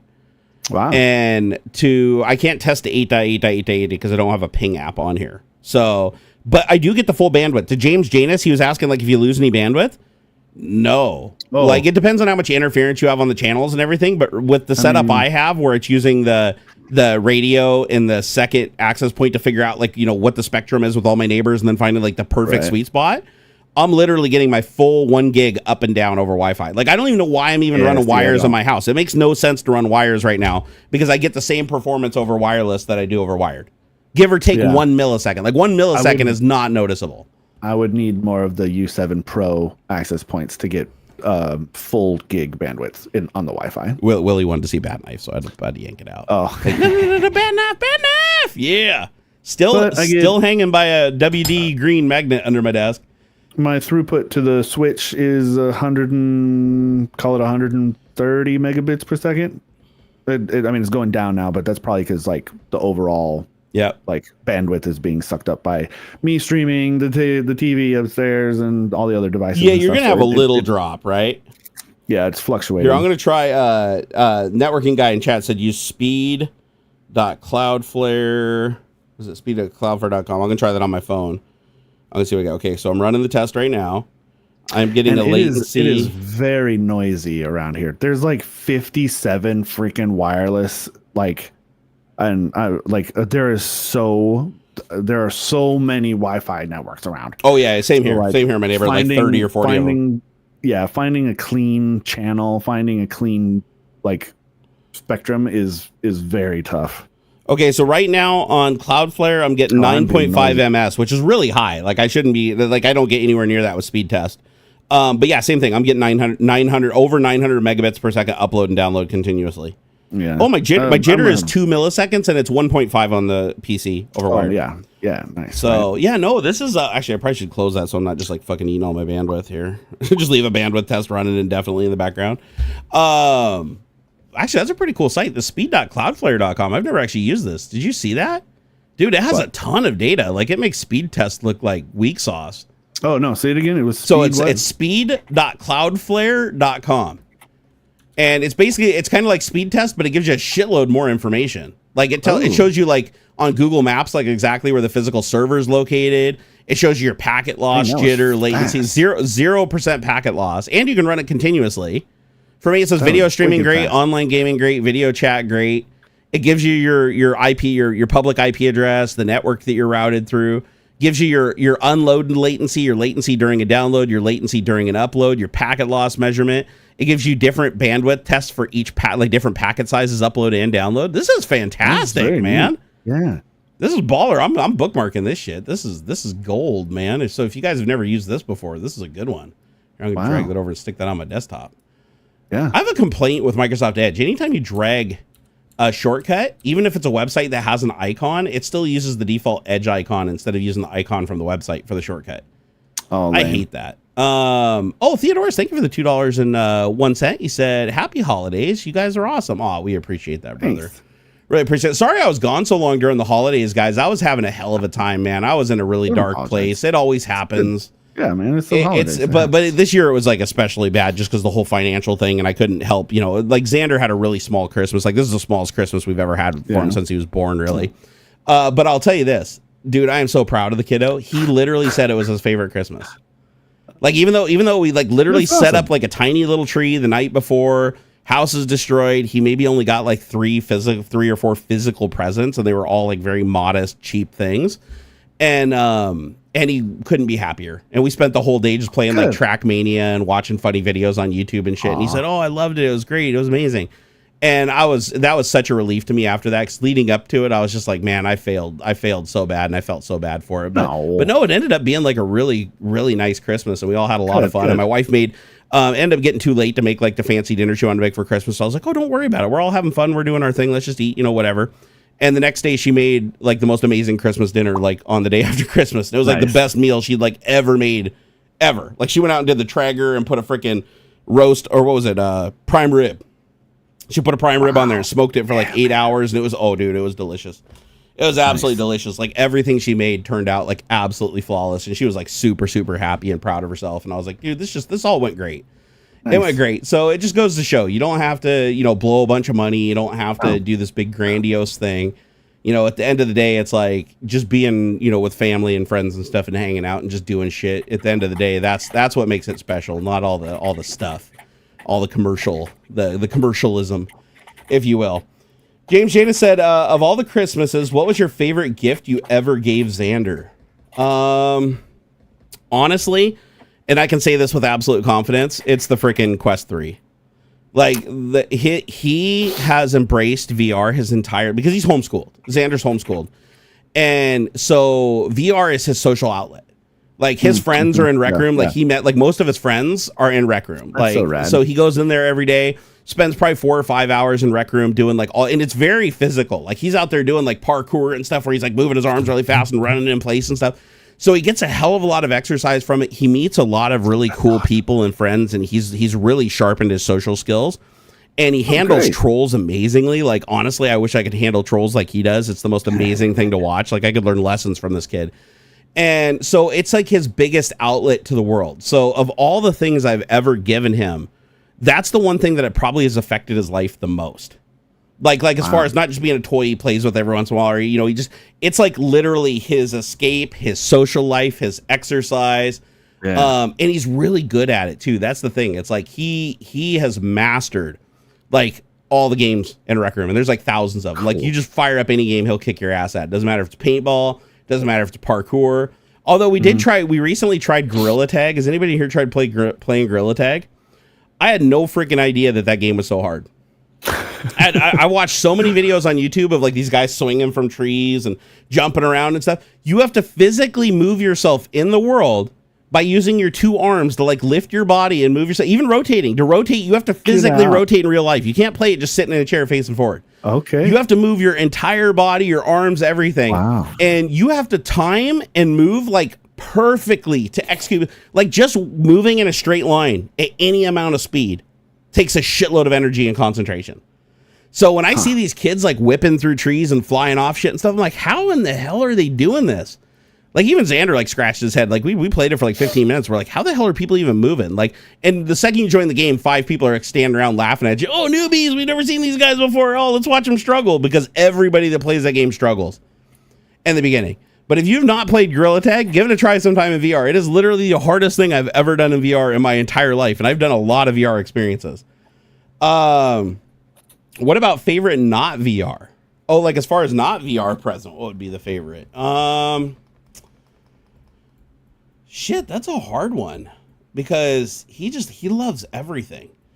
Like Hot Wheels, Legos are his jam, right? Cars, public transportation, buses, trains. He loves it all. He loves anything with a motor and wheels. Doesn't matter if it's 2, 4, doesn't matter if it's tracks, metal wheels. He loves just wheeled transportation. That's cool. So I don't really know. Like, I'm trying to think of like something that stands out, but it was all just like stuff that he just wanted to like, just like play around with and enjoy. But what would be that's a tough one for some reason. Probably like the Lego Technic stuff where it like challenged him to like put it together and actually get it working. Like that's probably the stuff that I would say. But as far as like the thing that I gave him, yeah, I don't know. That's a tough one. Actually, no, I know exactly what the best gift is that I ever gave him, but I actually can't say. I can't say because I don't want to embarrass him. But no, I got him something that he really wanted, that he really loves to death. And he's a 14-year-old boy, so you could probably narrow the scope. But it's nothing. It's nothing like super inappropriate or anything like that. But it's something that he wanted. It was like his thing. He was into, and And I made it happen, and he was. It's a waifu pillow. It is. It is. How did you fucking know? How did you know? Because a friend of mine, her kid went through a similar phase. How do you know? That's crazy. He had a sweatshirt with a bunch of ahigo faces on it, all over it. Yeah. And he's just really into anime girls. Like, he likes anime girls. That's his thing. Everybody goes through a weird phase. I don't know. But it's funny because like growing up, I remember going through the exact same phase where I was like into like I remember I had like a crush on like fucking Becky from Tailspin or whatever. Like, she was like a cartoon bear, and I was like, oh hey, what's going on, cartoon bear? I was also into like Rainbow Bright. You remember Rainbow Bright? I had a thing for Rainbow Bright growing up. Gadget from the Rescue Rangers. Oh, Gadget from the Rescue Rangers. Oh my god. Yeah. Yep. Yeah, I think it was Gadget. Yeah. Yeah, dude. There's just a phase, man. But you're a little kid. You don't know, man. You're just, But it's so funny because it's like, it's like that's the thing that I guess kids are like really into now, is like the whole waifu pillow thing. That's the jam. And man, seeing the smile on his face from that, I was like, I didn't think anything could make somebody so happy. Like, it was the greatest thing ever to watch. I was like, oh my god, this is amazing. But yeah, I mean, nothing inappropriate, like no nudity or anything like that. But it just he likes it. He likes anime girls, and it's like, but the funny thing is that's like a really common thing. So there's nothing really.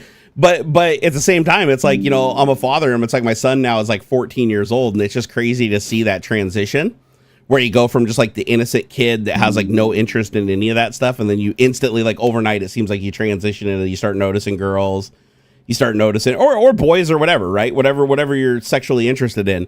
The hormones start coming in, you start noticing those things, and your priorities change, and the things that you like change.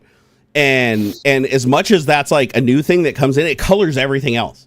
Like the whole personality, the whole spectrum of who you are and everything like changes pretty radically when you go through puberty.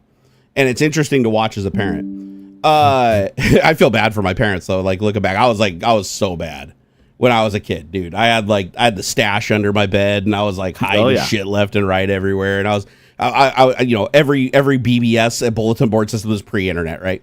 Every BBS, adult BBS, I had an account on where I lied about my age and everything, so I could get on there and download my little nudie JPEGs at like 1 pixel line at a time. So I look at like Xander and it's like, hey, if a waifu pillow is all it takes, I got off easy, man. Like, seriously. Henry said, wait, your honey tweet was mentioned on the Juan show last night. Yeah, I saw that. He said you were one of the first signaling the harm of honey to creators. Yeah, dude, 3 years ago, I couldn't get nobody to listen. Everybody, I want to talk about that. So that's why I put it in the title. I don't think you're really aware of like everything that's going on, Aux, but Honey, the coupon code company, 3 years ago, I called out that they were basically hijacking people's affiliate links and stealing all the revenue, because I was one of the first people to notice that all my revenue from Glasswire. So here, let me go back to the beginning of how I found this out. So back in 2000, I think it was 2021. So in 2021, I noticed that my affiliate link for Glasswire, which is a software for monitoring your network, I haven't used it in some time now, but I was really big on it back in the day. Like, I used it on all my computers in my house, everything. And so I had an affiliate link for it, where if somebody used my affiliate link and they bought it for like, it was really cheap, it was like $9 or whatever, I get like $1 or something, like $1 or $2, right? And so I usually make between probably $200 to $800 a month at the peak of it, where my affiliate link was like just cranking, right?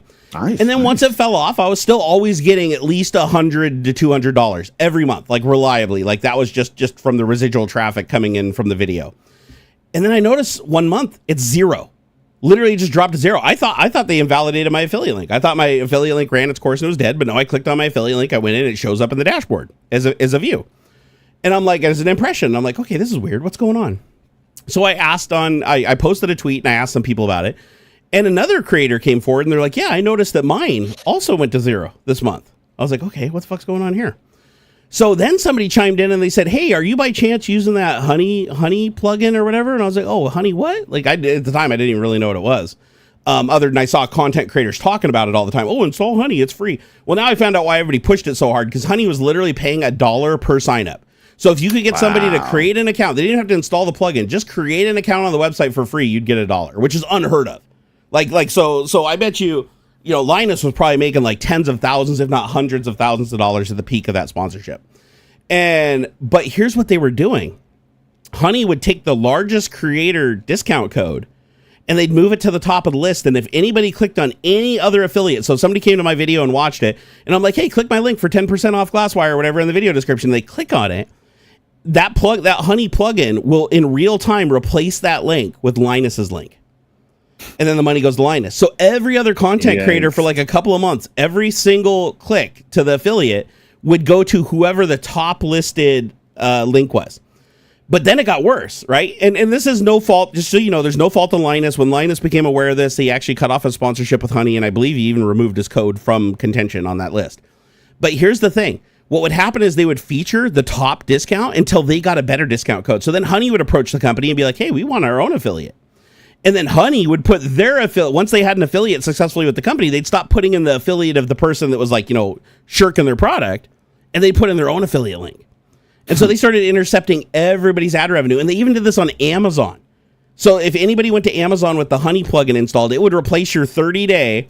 So the way the Amazon link used to work, I don't know if it works the same way today, but the way it used to work is if you clicked on somebody's Amazon affiliate, unless you clicked on another Amazon affiliate, anytime you return to Amazon for 30 days, any purchase you made, a percentage of that would go to the content creator that led you there in the first place within that 30 days. So what Honey would do is even if you didn't go to Amazon, their plugin in the background would just go to Amazon and replace that.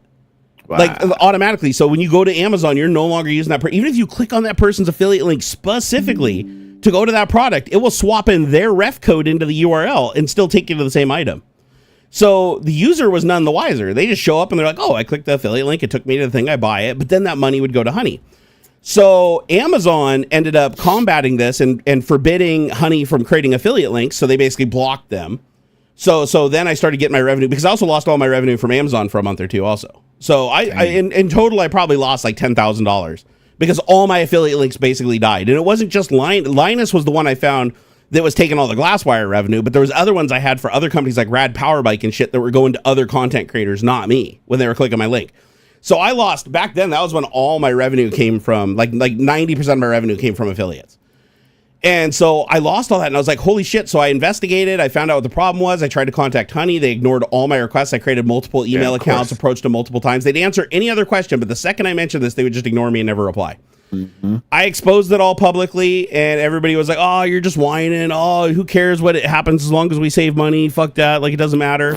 And so everybody just kind of poo-pooed it, and I pushed the issue, but nobody would do anything about it. Like, everybody was just like, whatever, dude, it pays good. Their affiliate pays $1 per sign-up. We're making tons of money from Honey. But the problem was everybody screwed themselves, including Linus, because what happened was you get $1. Sure, for a couple of months, you're making huge amounts of money because everybody that signs up for Honey, you're getting $1. But now every single time that person that you got $1 for signing up, anytime they ever click on another affiliate link of yours, you will not get the revenue from that ever again.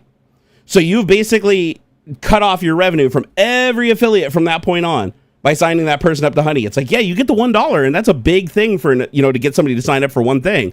But people didn't realize they were effectively usurping themselves and taking all their other affiliate revenue away. And so they're like, wow, I made $10,000 off Honey. And then a couple months later, it's like, oh, but I lost $20,000 or $30,000 on all the other affiliates that are now dead because all that money's being shunted to either Honey or their top content creator that's shilling them that they're putting a spotlight on so that they stay with them. And so anyways, I exposed it. Nobody gave a shit. Everybody was like, fuck it, we're getting money. So, whatever. And so I left it alone after that. And I was like, okay, well, nobody's listening. And then apparently this guy just came along. Well, not apparently. He did. I forget his name. Somebody in chat can give it. But he created a big expose on him recently, and he reiterated all the things I found like 3 years ago.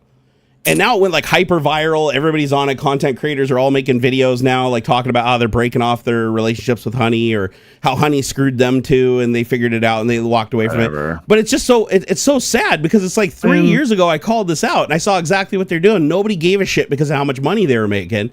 But then you fast forward to today when this guy makes the expose, when everybody's spinning down and everybody's starting to get screwed themselves by it, right? Because now it's affecting them personally. Before it was only affecting me and other content creators, but now as soon as it affects them and they can see it, they're like, oh shit, you know. So, but now it's getting all kinds of traction. Honey's getting like, you know, super poo-pooed, and people are backing away and uninstalling the plugin like crazy, which is great. We need that to happen, because what Honey's doing is like fucking ethically fucked. Like they are literally stealing every single content creator. As long as there's one other content creator that has a slightly higher discount, or Honey themselves have their own affiliate link, even if it's the same discount, they will always redirect anybody that has that plugin to their affiliate.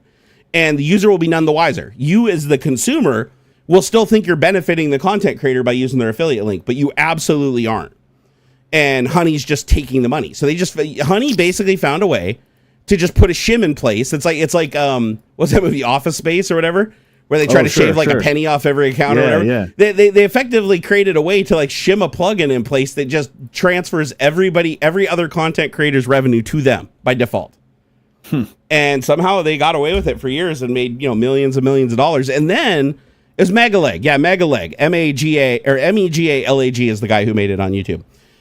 But I'm like, God damn, man, 3 years too late. But I am glad that they did it. I'm glad that Honey's finally, you know, catching some hell for this, because I never made any money off Glasswire ever again after that. So I lost that entire feed, and that was at least a couple of $100 a month. And that was like where it settled. Like it was always within that range every month for like several years, and it just dropped to zero. So, you know, now you look at, you know, over the course of 3 years, you know, that was probably, you know, $30,000 in revenue that I lost from just that one affiliate over time. And now PayPal bought him. So PayPal bought Honey, and they just kept doing the same shit. And again, they were complacent with it, right? Because they bought the company because the company was making so much money. PayPal knew exactly what the company was doing when they bought it. They didn't give a shit. Well, yeah, of course. Because they were getting away with it, right? They were already getting away with it. So why not, right? So, yeah, basically a man in the middle attack. Gentle Stone nailed it, right? They found a way to just shunt everybody's money to them without the person even knowing. And sadly, this still happens today with things other than Honey, because now there's coupon code replacers built into the browsers, like Edge and stuff like that, which are not as bad as Honey, but similar thing where it's like you watch my video, you're like, ooh, I want to buy this product, I'm going to use your coupon code. So then they put in your coupon code, but then when you go there, the browser will be, oh, here's a coupon code for 1% more off, and it'll just replace it. And then you don't get the revenue. You get the impression, so it'll show in the dashboard, oh, you're getting shitloads of impressions, but you're getting no purchases, because at the end of the day, they're replacing the coupon code, and then that goes to the coupon code. And then that coupon code, of course, is either owned by the browser themselves, which I don't think Bing does that. I think they're using other people's coupon codes that they basically find through their search engine and just put in. So I don't think they're as nefarious as Honey is. They're just finding whatever the biggest discount code is they can online and just applying it for you, which I can't really be mad at that, because at the end of the day, it's like, yeah, that's saving people money. But it's more transparent, because Honey would just do it without saying anything. At least the browser, it pops up a thing and says, hey, do you want to apply this coupon code that's clearly from a different person? Right. So in that case, it's like you're consciously making a decision. Do I want to eat the 1% and help the content creator? Or do I just want to get the cheaper thing for 1% and fuck the content creator? Which there's a lot of people that feel that's fine, right? But they're consciously making that decision, whereas before, Honey's just hiding it, where you think the content creator's benefiting when they're absolutely not. And they did it for years and years and years. And sadly, it was really difficult for companies to defend against this, because even if they forbode Honey from getting their own affiliate link, there would still always be a larger content creator that had a better code. And then that would become the default code that would always be entered, even if you didn't ask for it. So, yeah, really fucking annoying. Like, that really killed affiliate marketing a lot. And that's why you see so many more ads in videos now, because people used to be able to get by with just like one ad, right? Because the one affiliate link would be enough to generate revenue. But with people like Honey and the built-in coupon things and the browsers and all the shit, like Brave with like all their fucking... Brave does a similar thing in their browser too. where they do replacements of some affiliate stuff. I don't know if they stopped doing it though, because I know they caught some heat with around the same time Honey was. But you have all these things, so it's like now content creators have to get multiple affiliate links from multiple things and put in way more ads, and then change from affiliate to direct payment, which is always less money usually than taking, affiliate revenue over time. And it just creates a huge problem. And I found the same problem with like my NordVPN link too. Same thing happened to it, where it just got usurped. And now it's like if you have the Honey plugin and you click on my NordVPN link, it just automatically changes it over to theirs. So anybody that like re-ups on NordVPN, or they go sign up for it because they want to help out the channel and they like the VPN service, if they're running the Honey plugin, I lose out on that. So it's like, God damn it. But yeah, it's a big deal, man. Like, big deal. I'm glad this guy put that attention on it. His videos was going like super viral too. Let me see how many views this thing's got. And I'll give you guys a link to it too, because it is a good watch. And to be fair too, his investigation was much more thorough than mine. Like, keep in mind, I did expose a lot of this shit like 3 years ago, but it was like in a series of tweets and, just subtweeting. This guy created a video. It's 23 minutes long. That's like super in depth, all the receipts, all the screenshots, much more comprehensive than mine. It has 11.6 million views right now. Wow. And so, and this is bloated. This guy I shouldn't say only, he's similar size to my channel, 703,000 subscribers. And he's got an 11.6 million view video that just came out 6 days ago. Like, so that's hyper viral, right? That's in trending. And so, yeah, he, let's see, I even left a comment on his video. Oh, it's got 3 likes. Look at that. Rare Apples replied to my comment. Thank you, Rare Apple. I appreciate it. Yeah, I replied to this thing. I said, for 3 years, I've been attempting to raise awareness about Honey's controversial business practices. And I said, I'm gratified to see Megaleg's investigation finally getting significant attention. I particularly appreciate Linus Tech Tip's acknowledgement on the WAN show of my earlier research documented on X, which detailed how Honey's business model systematically diverted revenue from content creators through their affiliate link intervention system. You could probably tell by the way I'm reading this. This was AI modified. Dude, I drunk texted the shit out of this thing and had to just copy it and said, make this sound smart. What we've witnessed is arguably one of the most sophisticated large-scale appropriations of affiliate revenue in digital marketing history, and it persists today. While the current widespread attention to this issue is promising, my previous investigation revealed a concerning pattern: customers typically prioritizing immediate personal savings over ethical business practices. Therefore, the responsibility for addressing this issue lies primarily with content creators and affiliate networks. Amazon's response serves as a noteworthy precedent. Oh shit, people reading this are going to know I didn't write it. They effectively curtailed Honey's ability to intercept affiliate links after creators experience significant revenue loss from both immediate sales and 30-day attribution windows, which is what I was talking about with Amazon. And it says documented on X, which detailed how Honey's business model systematically diverted revenue. Oh wait, hold on here. This demonstrates the systemic solutions are possible when platforms take decisive actions. So, and that was the only one I ever saw actually respond to this successfully was Amazon, where Amazon just cut him out of the picture and was like, no, fuck that noise. But they were still for individual Amazon links, they were still diverting to the people that had Amazon links embedded in their videos and the descriptions. They were still putting those ones in if it was a higher savings. So like if somebody had a coupon code for Amazon, like because the distributor would give them a coupon code specifically, they'd put in that coupon code, and then that coupon code overrides your affiliate. So even if your ref ID is in the URL, that coupon code makes sure that the affiliate revenue goes to a different person. And so, yeah, it just, God, this just fucked up everything. And the sad thing is so many people didn't know what was happening. Everybody just thought affiliate revenue was down. People weren't buying shit anymore. Like, people really thought that this was just a huge, like, turn in the market. And most people didn't know this is what was happening. Like, and the crazy thing is, like, content creators that were literally shilling Honey and signing up to shill Honey to get that $1 per sign up or whatever, they didn't realize they were doing this to themselves. Like, they were shooting themselves in the foot. Like, they might get more money this month, but then next month, every single person they got to install that plugin could no longer generate revenue for this channel ever again. It's like, that's fucked up. And at no point does the user ever get notified of any of this, right? It's just that Honey's just like, oh, we just save you money and that's all we do. And there's nothing to it. They don't even explain like how it's done. They're just like, oh, by installing this plugin, it's free and you save money. And it's like, but the first thing you always have to ask yourself, and this is universal, doesn't matter what it is, this works with everything, is follow the money. How does this company make money? Because obviously they have to be able to afford servers, infrastructure, software developers to fix the bugs, customer service representatives, and they're paying $1. They're literally giving $1 for every person that signs up for a free account. Yeah, that's huge. That's a chunk. That is massive. I've never seen anybody else pay out that kind of money for signing up for a free account somewhere. And so you're like, where's this money coming from? You have to ask that question. And it turns out with Honey, it was coming from literally ripping off every creator and creating a model where creators would come to you to create an affiliate link to try to generate revenue and unknowingly hand all of their future revenue to Honey. So it's like, we're going to give you $1. It's like the cheeseburger guy, right? I'll gladly give you $1 today for a cheese, or tomorrow today for a cheeseburger today. Yeah, it's like, I'll gladly give you $1 today to take all of your revenue for all time from this viewer forever from that point on. And that's literally what they did. I hope they get in trouble. So, what's that? Yeah, I hope they do too. Yeah, no, I hope that there's like some legal action that comes out of this, honestly. Let's hear. The Metalhead Man said, I've heard many talk about the Honey thing for years.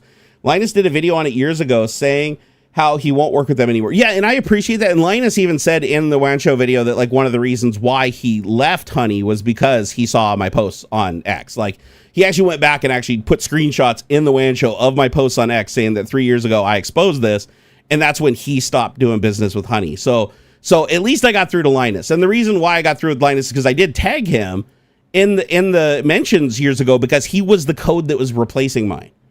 So I knew it was no fault of his own, but the reason, and just to be clear, this is the reason, right, is because he got a discount with Glasswire where they gave him 15% off, and I only had 10% off. So the plugin would go to the creator with the most followers that generated the most revenue for Honey that had the best coupon.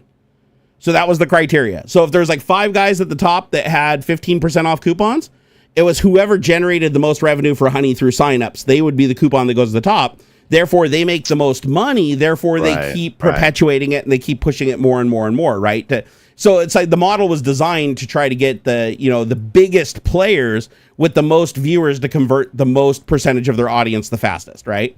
And it worked, and it absolutely worked. But once I showed that, Linus, basically his code was replacing everybody else. Anybody that clicked on a Glasswire affiliate, didn't matter. I went to like 5 different YouTube videos, clicked on their affiliates on their description, it would always go to Linus. Like if somebody went through with the purchase and pushed submit, that money would go to Linus. It would not go to the content creator. And so that's why I'm saying, like, Linus, that was a hard one to walk away from, I'm sure, because Linus wasn't just making the $1 from the sign up. A piece of all of it. Everybody, like every single, and he had such a huge viewer base. How many people in that viewer base were watching other people's videos? Right? So if any of his user base that he got to install Honey went to anybody else's videos and clicked on their affiliate links, and he had an affiliate link with that company, boom, revenue goes down. Oh, man. So I'm sure there were some months where he was just making like ungodly amounts of money. He's like, this is the greatest thing ever. Like, and I could see why, these big creators kept pushing it, harder and harder and harder. And you started seeing Honey everywhere. Is because one, they paid out like an ungodly amount of money, but nobody knew what was happening. Nobody realized that this shit was going down. And then of course Linus stopped fucking with him. But then as soon as Linus stopped what happens? It just goes to the next biggest guy in the list. And now all the revenue's diverted to him.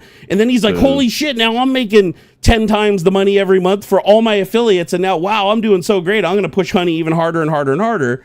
But then over time, they see their revenue start going down because the second another person gets on the list or Honey gets their own affiliate, you're done. And that's what Honey did. That's what made it really unfair too, was Honey wasn't just like popping in the biggest person's coupon code, which you could make an argument that even though that sucks, it's like, hey, it's saving money for the end user, fuck all efficacy or morality or whatever, just do it, right?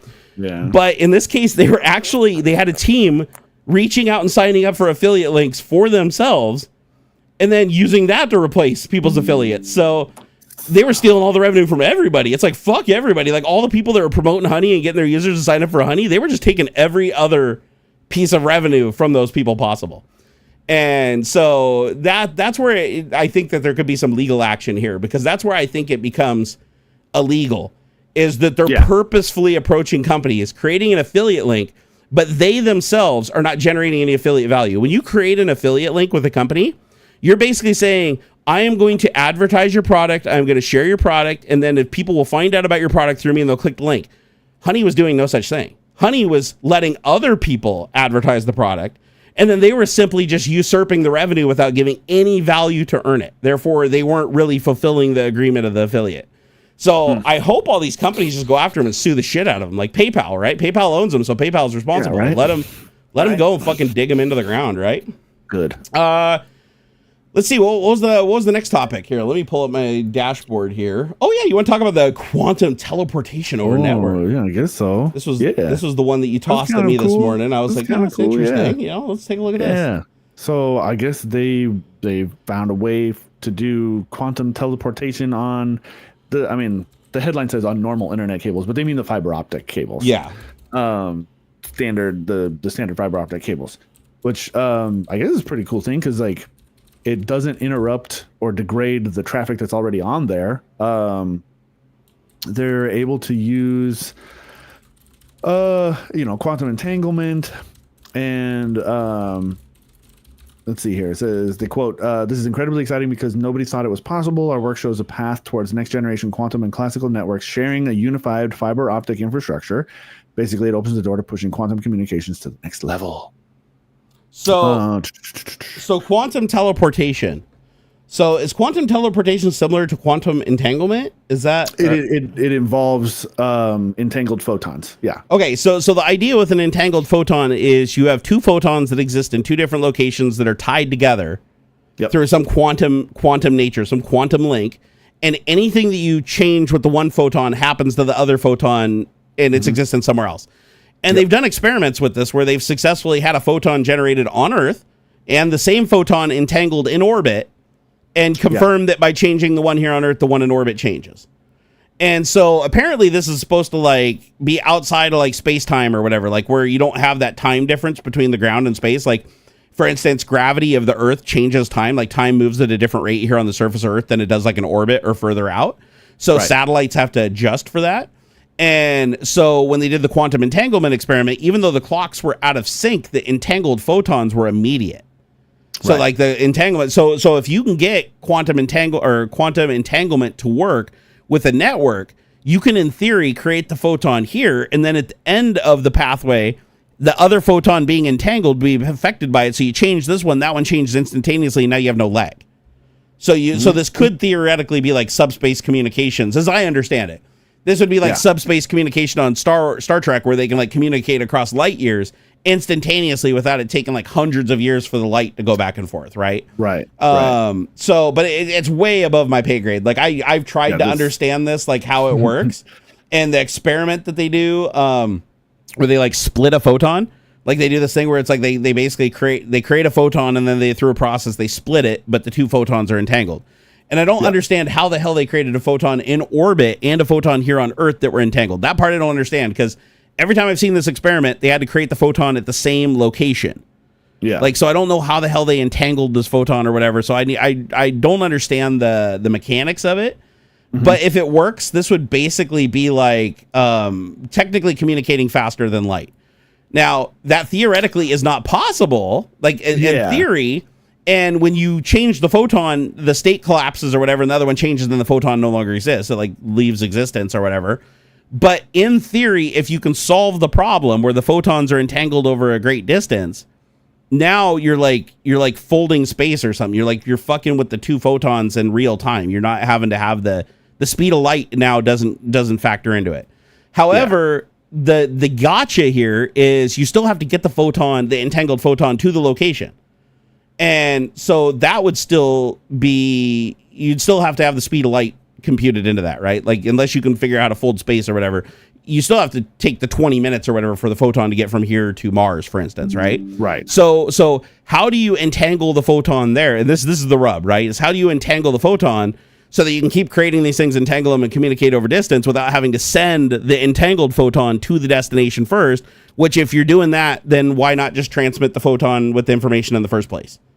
Right. So that's where I get like super confused. It's like this. Yeah. That's where I'm like, how does this work? I don't get it. There's a lot of, so like I pulled up the actual like the actual article, I guess, not just the link I sent you, but they have a link to the published thing on Optica. And like, dude, just reading through the abstract here, like, listen to this. The ability for quantum and conventional networks to operate in the same optical fibers would aid the deployment of quantum network technology on a large scale. Quantum teleportation is a fundamental operation in quantum networking, but has yet to be demonstrated in fibers populated with high-power conventional optical signals. Here we report, to the best of our knowledge, the first demonstration of quantum teleportation over fibers carrying conventional telecommunications traffic. Quantum state transfer is achieved over a 30.2 kilometer fiber carrying 400 gigabits per second C-band classical traffic with a Bell state measurement performed at the fiber's midpoint. You lost me so hard. This might as well be this might as well be the turbo encabulator at this point, bro. Just words, man. Like, to protect quantum. Now, this is where it gets really. That was easy. Like, I understand most of that. Like, that's fine. But this is where it gets crazy. To protect quantum fidelity from spontaneous Raman scattering noise, we use optimal O-band quantum channels, narrow spectrotemporal filtering, and multi-photon coincidence detection.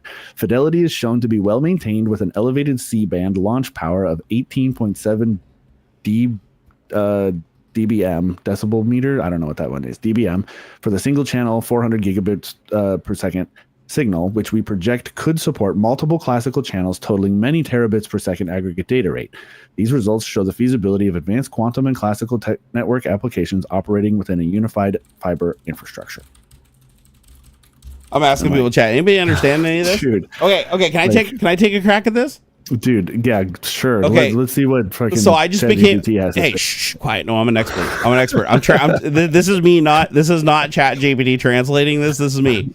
Hey, I wrote the prompt. Okay, the prompt was explain this quantum entanglement thing, like I'm an idiot. That's what I said. It's explain the quantum entanglement to me like I'm an idiot, and look at this article and speak to me like an idiot so I can understand it. That's literally my prompt.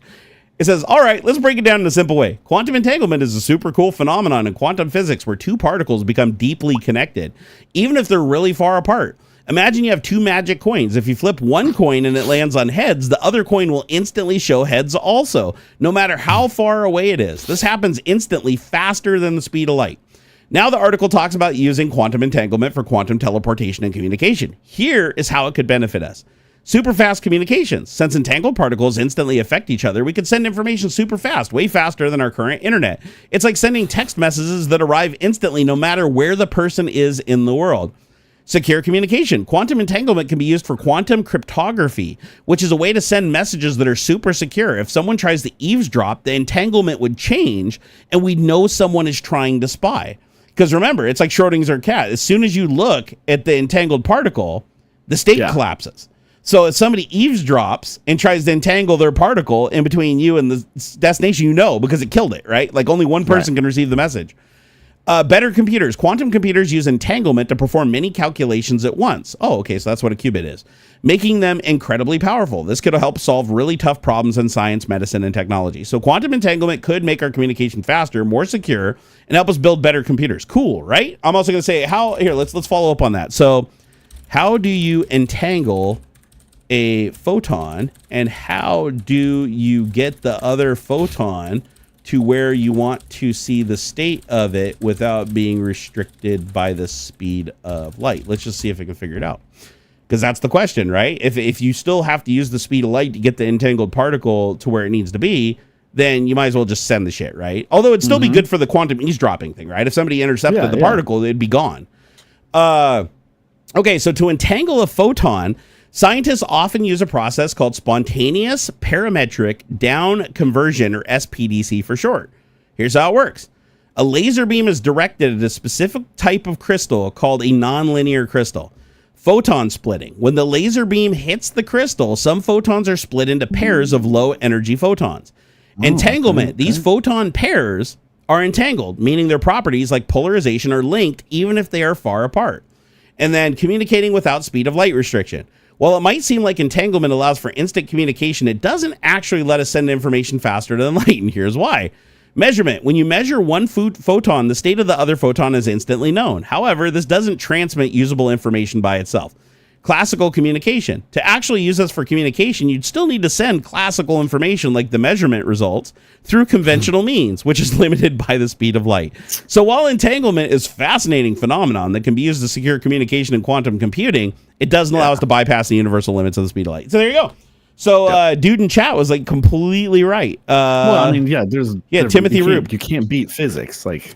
No, but here's the thing. These are fundamental Okay, laws of the universe. You say we can't beat physics, but we don't know everything yet. We can never assume we know everything. True. Right? We're always finding out new shit. So in quantum is still like, we can't even fucking build a quantum computer that like works exactly how we want it to yet, right? So so there's still a lot that we don't know. And once we start getting down to that subatomic, who the fuck knows what goes on? I mean, quantum, when you start talking about like quarks and shit and their weird, truly random natures and stuff, like that already seems like it violates physics. Like when you get down to a certain level of quantum mechanics, it starts doing wonky shit, right? Like what is it, string theory or whatever that people are arguing about? Like, because it's like different people have different theories because it doesn't really align with physics very well. And the standard model or whatever, I think they did confirm that with like the Higgs boson or whatever they found. So that confirmed that we do actually understand how physics work in the universe. And I guess our model is correct as far as we know right now. But that could change at any time, right? I mean, at some point we could figure out how to create a large enough power source that we could bend space-time at our will. Right? Because right now we have to do it with gravity, right? By huge masses. Yeah. But we can't generate huge masses. Otherwise, we'd be able to make anti-gravity shit, right? So, but there's nothing saying that we might not get there, right? If we figure out how to do fusion and we figure out how to generate just gobs and gobs of power, then we figure out how to use that gobs and gobs of power to create mass, because you can convert convert energy to mass and mass to energy, but you can't destroy it, right? Right. So if we can figure out how to create a fuckload of energy and then convert that into mass, we could master gravity. And if we can master gravity, then we can do shit like warp drive and stuff like that, where we basically crush the space in front of the ship. That creates a vacuum, basically, a subspace vacuum, pulls us towards it, and then behind us, we expand space, and that pushes us. So you basically like be in between a wave on the ocean, as I understand it. I think that's how it's supposed to work. And so, but the amount of energy required to do that and the technology that you'd need to direct that energy to achieve that are things that are just theoretical. Like we can't do it, right?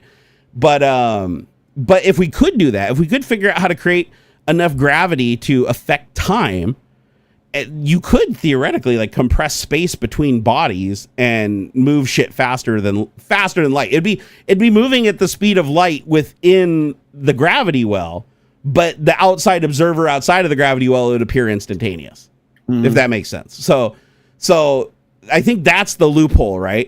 so the loophole to bypassing physics is not bypassing physics, but using a loophole in physics to give the appearance of instantaneous communication. Yeah. So, but yeah, we're so far off from being able to do any of that shit. Like I said, we're still struggling to get a quantum computer to do what we want. So, as I understand it, quantum computers still have like an incredibly high error rate. They have to be cooled to insanely cold temperatures.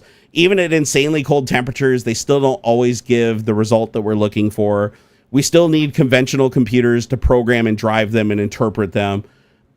Which will always be the case because a quantum computer isn't designed to like really run code, right? You need a conventional computer to run the code. The quantum computer is just to give you probabilities, right? And then your conventional code takes those probabilities and uses them to generate something useful. That's how I understand it. Again, I'm no genius on any of this shit. I barely fucking understand anything about quantum mechanics. Like quantum mechanics, like all I know is you have this shit called quantum spin with like fucking quarks and gluons and shit that are smaller than atoms. They're smaller than electrons, smaller than fucking everything, right? And these things do weird shit, and when you fuck with one thing, another thing does the same thing, and then the state collapses, which you're like, okay, wait a second. So it's Schrödinger cat. Once you open the box and you see that the cat is dead, then the state machine collapses, but it's like, what? That's the part I don't understand, is because you have to know the state of it. That's the weird thing about quantum mechanics, is for quantum entanglement, you have to know what the result is before you look at it. So if you already know what the result is before you look at it, because you'd have to send it ahead of time, you've defeated the whole purpose of quantum entanglement. So the only thing that quantum entanglement seems useful for at this point is just like encryption and making sure people don't eavesdrop, right? Security. Yeah. Which, heck, that'd be good too. That's a big thing. That is definitely a big thing. Yeah. And the cool thing is, like, you could actually use like quantum computers like in servers. I don't see us having these on like desktop computers and in cell phones and shit anytime soon, because we don't have the material. We don't have room temperature semiconductors that can, because you need to have a superconductor. You have to have a superconductor to do quantum computing. Right now, to get a material to superconduct, you have to fucking get it down to crazy low temperatures. Right.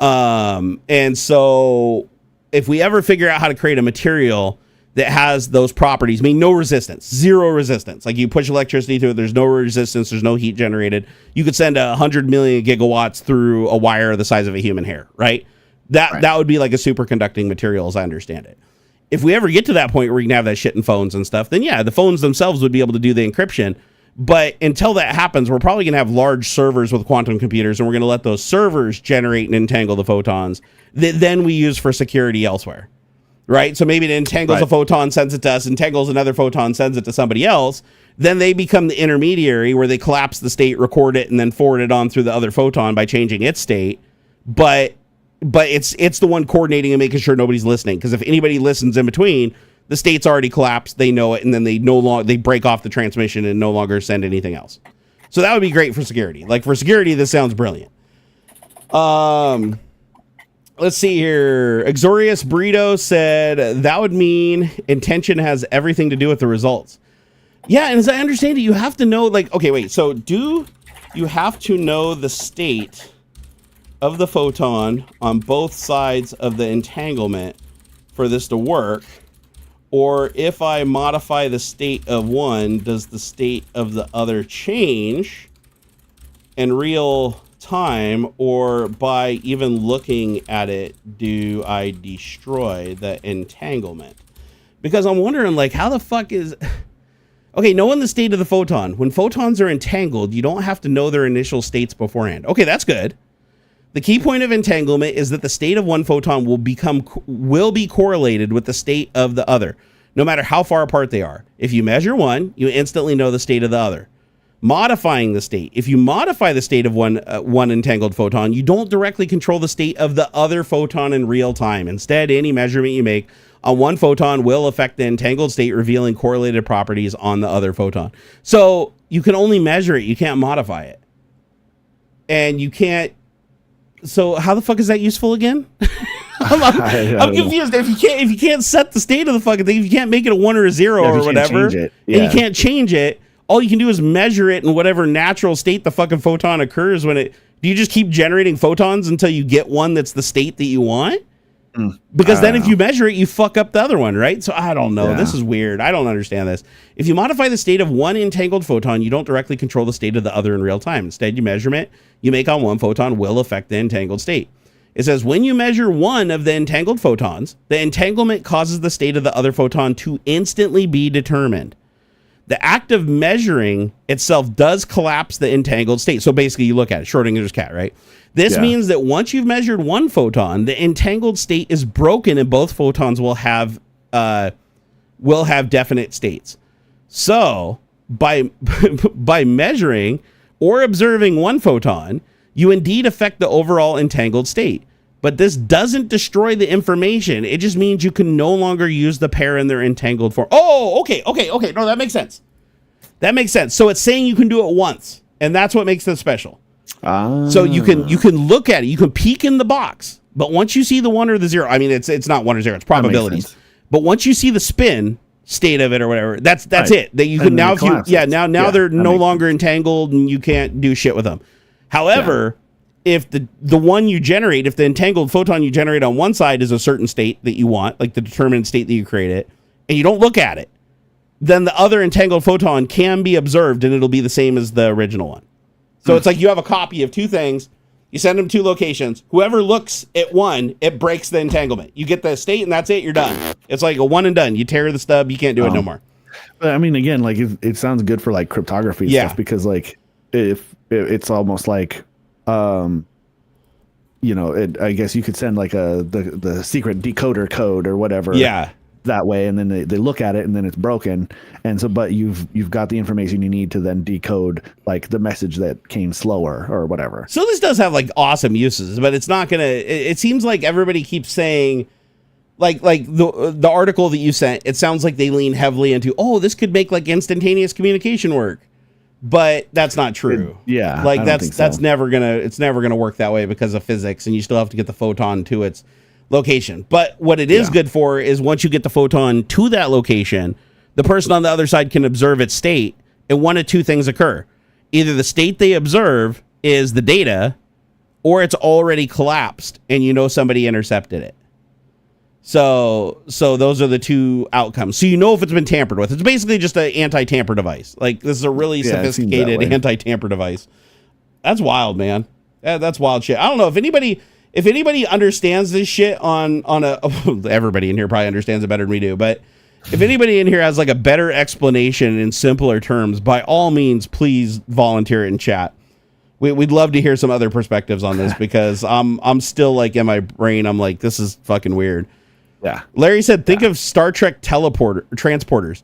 Star Trek transporters are still so the Star Trek transporters have to destroy the matter to create the energy, and then they transmit that energy to another location. So there's no real entanglement there because they're physically sending the information to another place. It doesn't exist in both places at the same time. Right. However, there's the one episode where the beam gets split, right? Where it like bounces off the atmosphere and like one copy comes up to the ship and one copy goes to the surface and they both become like versions of that person at that exact moment in time. Yeah. But that's why I would never use a transporter. Like if they ever create a transporter, you couldn't pay me to get into that fucking thing. Because if it destroys you and it recreates you, nobody would be able to tell that it's a different version of you because that person that materialized on the other side still has all the memories, all the state, everything, every movement of every particle in their brain and everything they've ever known from that point still exists right there. So they're going to think they're you. They're going to act like you. They're going to do all the same things as you. And from everybody else's perspective, it's going to be you. But you got destroyed. Like the you that was you a second ago, you're fucking donezo. Like it ripped you apart at a molecular level and you no longer exist. I mean, it's more of a ship of Theseus kind of thing at that point. I mean, didn't they kill... That's true. Didn't they use like transporters as like an execution method in an episode? Like wasn't there like a... I remember there's an episode in Next Generation where there was the civilization that would like off people when they became a certain age because there wasn't enough resources for the population or whatever. Snap. So like once you became 30, you like went in this machine that basically fucking teleported you, broke down your particles, and it was like an instantaneous way to kill you. Not Logan's Run, is it? Or are you still talking No, this is like Star Trek. This is a Star Trek episode, but they might have got it from Logan's Run because Logan's Run is very similar, right? It's like, oh, was it carousel, woo! Yeah. And everybody's like blowing up and shit. Although that was way more violent, right? Like the people were literally exploding. If you haven't seen Logan's Run, that's a wild fucking movie. Go watch that. This is like back in the day when everybody making movies was on drugs big time. The writers, the fucking directors, like anybody that had any hand in the movie was just hired and shit all the time. I like James Janus. Better explanation. Harry Potter waved his wand and shit happened. But the whole point of the teleporters being used as an execution device is you break down the molecules, right, into energy, and then you just purge the energy from the system. You don't rematerialize it anywhere. Yeah, you just use it to make a cup of tea. And apparently when you put somebody in, like when you break down the matter into energy and you store it in the pattern buffer, at least this is the lore, right? The Star Trek lore is once you break down that energy and put in the buffer, the passage of time for that person no longer exists because they're in a frozen state. Like all their data is stored, right? So if you materialize them 100 years later, they materialize the same age, the same memories. So for them, it was a blink of an eye, right? And 100 years just went by. As a matter of fact, this happened with Scotty in an episode where like Scotty got stuck in a pattern buffer and they brought him back like hundreds of years in the future. Yeah. So if you're using it as an execution device, you're basically storing the person in the pattern buffer, but instead of saving the data, you're just deleting it. Right. So from the person's perspective, I'd imagine that's what transporters would do. Even if it materialized you on the other side, from your perspective, you're just like, ooh, flashy, shiny lights, and then existence ends. You're just like, but you wouldn't care. You wouldn't care. You wouldn't know. You wouldn't be able to tell anybody. That's probably how it works anyway. That's the oh shit, I just got that weird page is having a problem thing with YouTube again. I'm actually surprised it took that long. The way I look at it is like, so a lot of people get freaked out like when I tell them like I'm an atheist, right? I was raised Christian, but I'm an atheist now. And people are like, but like how do you live with that? Like doesn't that drive you crazy knowing that like when you die it's like no, it's actually really comforting because when I die, I don't want to be like perpetually on a cloud looking down and watching like my fucking my descendants or whatever, fucking jerking off in the closet and stuff. Like I don't want to spend eternity with like learning every single person that's in my genealogy back to the beginning of time that didn't do anything fun and went to hell or whatever. Right. I don't want any of that. What I want is just to not exist, not have any perception of time, not have any perception of anything. And it doesn't matter if a gajillion years pass by. It's still the same second that just happened, and that's it. That's just boom, blink, gone. Because how can you worry about anything? That'd be like the ultimate relaxing state. Like if honestly, it'd be like anesthesia. That's the way I look at it. It's like, have you ever gotten surgery and you get the anesthesia and you fucking 9, 8, 7, boom, you wake up in the fucking recovery room like 1 millisecond later and it's a dark room and you're like, how the fuck did I get here? Did the lights go out? Every time when I had my appendix operation, I literally thought the lights went out. So I woke up in the recovery room 6 hours later and I was like, the lights went out. Like I still thought that I was counting backwards. I was like 9, 8, 7, and then I'm like, oh, lights are out. What the fuck's happening? Yeah, that was it for me too. It was just, and they that's how they explained it. Yeah. Like, we 6 don't hours do the counting gone. thing. He's like, I'm gonna put this thing on your face. You're gonna breathe deep, and then the next thing you know, it'd be like blink. He's like, literally, the next thing you're gonna know, you're gonna be in the recovery room. Yeah, it's not like sleep. Instant.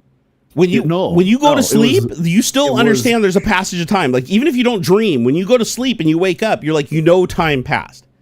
With anesthesia, you have no passage of time. It is literally a perfect jump. Yeah. So yeah, it was the craziest thing. So I'm hoping death's like that. I'm hoping death's like that because that'd be the ultimate. Because then let's say 5 trillion years go by and the universe has already collapsed and recreated itself a million times like a piston firing an engine. That's how I look at Big Bang, right?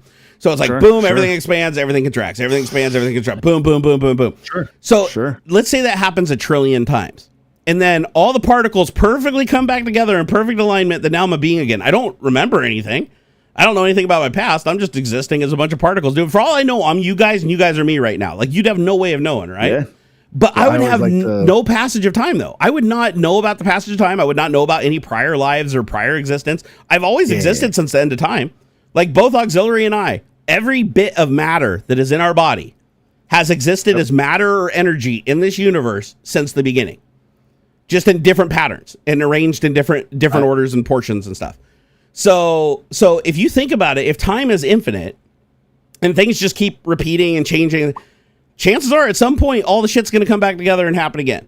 And you're going to have no recollection of what happened before, and you're going to have no notice. You're not going to notice the passage of time. So it doesn't matter if it takes 500 trillion Googleplex years. Doesn't matter. It's just like, for all I know, I've fucking lived this life 1 trillion times. I'd have no way of knowing. Sure. I find that comforting, actually. Hold on. I think what is it? It's a short story. Or maybe not. Maybe it's like a novella. I think it's called like The Egg or something like that. Or The Egg was based off of this short story where basically like everybody is like a piece of this overarching sort of higher I don't know how to describe Jim the Evo said The Egg, so I think you nailed it. It might be The Egg. Where like everyone is a piece of this, I'm just gonna say God. And it's basically the same sort of, it's the same being experiencing like life over and over, but from all of these sort of myriad different perspectives all at the same time. And then at the like part of the growth of this like higher energy being or whatever is this experience. And like you don't get to this God thing doesn't hatch until like they've experienced all there is to experience from all of the various different perspectives. I was like, man, that's pretty neat. You know what's fucked up? While you were explaining that, I literally just typed into fucking Copilot. It said, what is the egg when talking about life and God? That's all I typed. I just said, right on. What is the egg when talking about life and God? The Egg is a short story written by Andy Weir, the author of The Martian. It's a philosophical tale that explores themes of life, death, and the nature of the universe. In the story, a person dies and meets a being interpreted as God who explains that the person will be reincarnated into another life.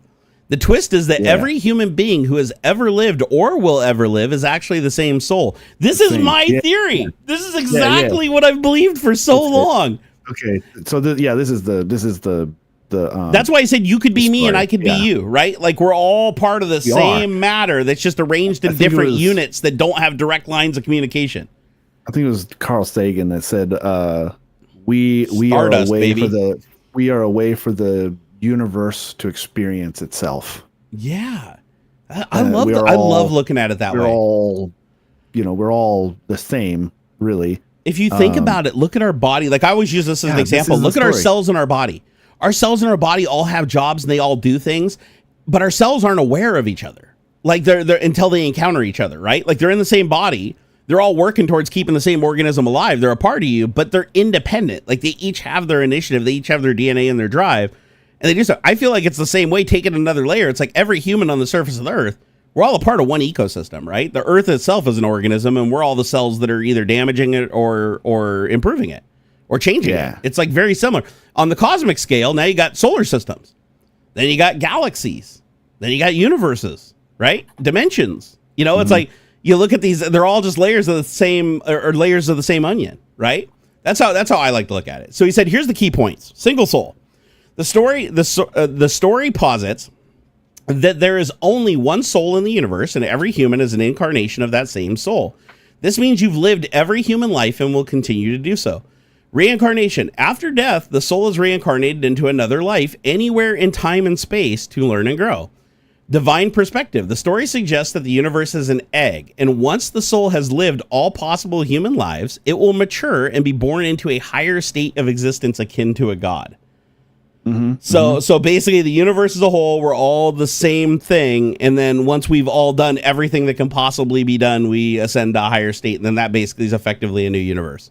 Yeah. That's crazy. It's a good flip. It's a really good one. Yeah, it's a little bit different than my belief, but the idea of us all being each other, like us all living each other's lives and all being a part of like the same, I guess what you'd call solar energy or whatever it is. Yeah. I think that's a good way to look at it. And then you don't have to worry about this whole, when you die, you go to hell for eternity, you get pineapple stuffed up your ass, or you have to, or you go to heaven and you have to be on your best behavior and you can't swear or whatever, because now you're in heaven, you got to be on your best behavior and be a different person, or you float around and watch everybody. It just, that would imagine having to do that for 1 billion years. That would drive you fucking insane. Like, you get old 100 years on this planet and you're already like, fucking, I'm out. Like, I'm done. I've had enough. So I find comfort in knowing that, like, when you die, you still exist, just as different matter, right? It's like, even if you decompose and you become worm food, you're now a part of the planet, right? A tree grows from you. An animal comes along and eats the fruit off that tree and takes a shit, right? It's like your matter and energy are a part of that whole transaction throughout the rest of the time until the earth explodes, gets consumed into the fucking sun and becomes a black hole. You're still a part of that black hole, right? It's like you're a part of what makes that thing a black hole. And at some point, that black hole, after a gajillion years, something else is going to happen, or something's going to happen inside of it, and you're going to be a part of that too. Yeah. And think about this. Do you remember before you were born? Nope. No. So if we were like infinite beings that lived forever in some state, don't you think we'd have some recollection of before if we're going to have infinite recollection after? So the fact that we don't, that pretty much tells me that it's like, okay, you shouldn't fear. You should fear death as a being, because that's like, it's literally built in an instinct, because you want to live as long as humanly possible to have that experience, right? But you shouldn't like fear death and that's the end of things, because I don't think it is. Even people think, atheists think that there's nothing after. No, I just think it's different. I just think I don't see it as like this afterlife or another being, or still try to put it in terms of like how humans think. It's like, as soon as my brain breaks down and decomposes and the neurons are no longer firing, I'm no longer effectively a human at that point. I'm checked out. I'm something else now. I'm existing as that something else. And that something else doesn't need a memory, right? It doesn't need to look at things. The rock doesn't have to like figure out why it's a rock and why it's where it is and what the purpose of the rock is. It just is. Yeah. And I feel like I was that rock beforehand. And my dad tripped on it, fucking chipped his tooth on it or whatever. Some of the matter converged from there. Got in his bloodstream, ultimately turned into sperm. You know the rest. and then boom, I exist. And it's like, this is my chance to be a human. And if you think about the infiniteness of time, how many times has this already happened? Like, it could happen an infinite number of times. And it may happen another infinite number of times, but you're never aware of the before or the after. Therefore, it's always a new experience. And that's where I think the egg is kind of a cool concept, because it's like we've all existed as each other, because if there's an infinite number of universes in which there can be an infinite number of decisions and an infinite number of states of matter and energy, realistically, across the entire scale of the entirety of everything in existence, we should have existed as everything at least once. I don't know, man, getting super philosophical, but I love thinking about this shit. I think it's awesome. Like, it doesn't scare me. It actually gives me comfort. Like, I take comfort in this shit. We got to talk about the shadow AI. Shadow. Which is so funny because this is a great time to talk about it after I've already used like Copilot to re-explain like multiple things because I couldn't understand them. Right. So Shadow AI is a problem in cybersecurity, basically. And I just heard about this term today. Like I was just digging around. I was like, oh, this is interesting. So it's the idea of people inside of an institution using AI to solve problems without the permission or the understanding of the institution that they work for. And lots of people do this. I know software developers that are fucking using Copilot and shit to find bugs in their code, and they're cutting and pasting proprietary code from their business into this AI, not realizing that it's chomping it up on the other side and training on it, and then using that to give other people answers to their questions. And you're unknowingly giving up company secrets or customers' data and shit without even realizing it, right? You could be giving up your own personal information. Lots of people do this. They'll just cut and paste fucking passwords and usernames that they just put statically in their code and type it into a chat conversation with ChatGPT, not realizing that in the terms of service, it can train on all your data. And so, the synopsis here is, while AI tools can enable employees to be innovative and productive, significant data privacy risks can stem from their usage. And this is, AI companies love this aspect of it because AI companies are like, listen, we can do all kinds of cool shit for you and give you shortcuts and make you a rock star at your job, and you're going to get all the promotions, you're going to make all the money. But we're not going to tell you is the reason we're able to do that is because we stole and trained on a bunch of data from these other guys over here to help you do your job. And now we're taking your data and using it to help them do theirs. Yeah. And behind the scenes, everybody's proprietary shit's just getting tossed around like the village bicycle, right? So, As an aside, they're actually having trouble improving now. I've heard there's too much. There's too much. There's not enough new. There's not enough new stuff. Yep. And so like the jump from, that's why there hasn't been a GPT-5. They've just kind of like improved some of the speed and whatnot of GPT-4.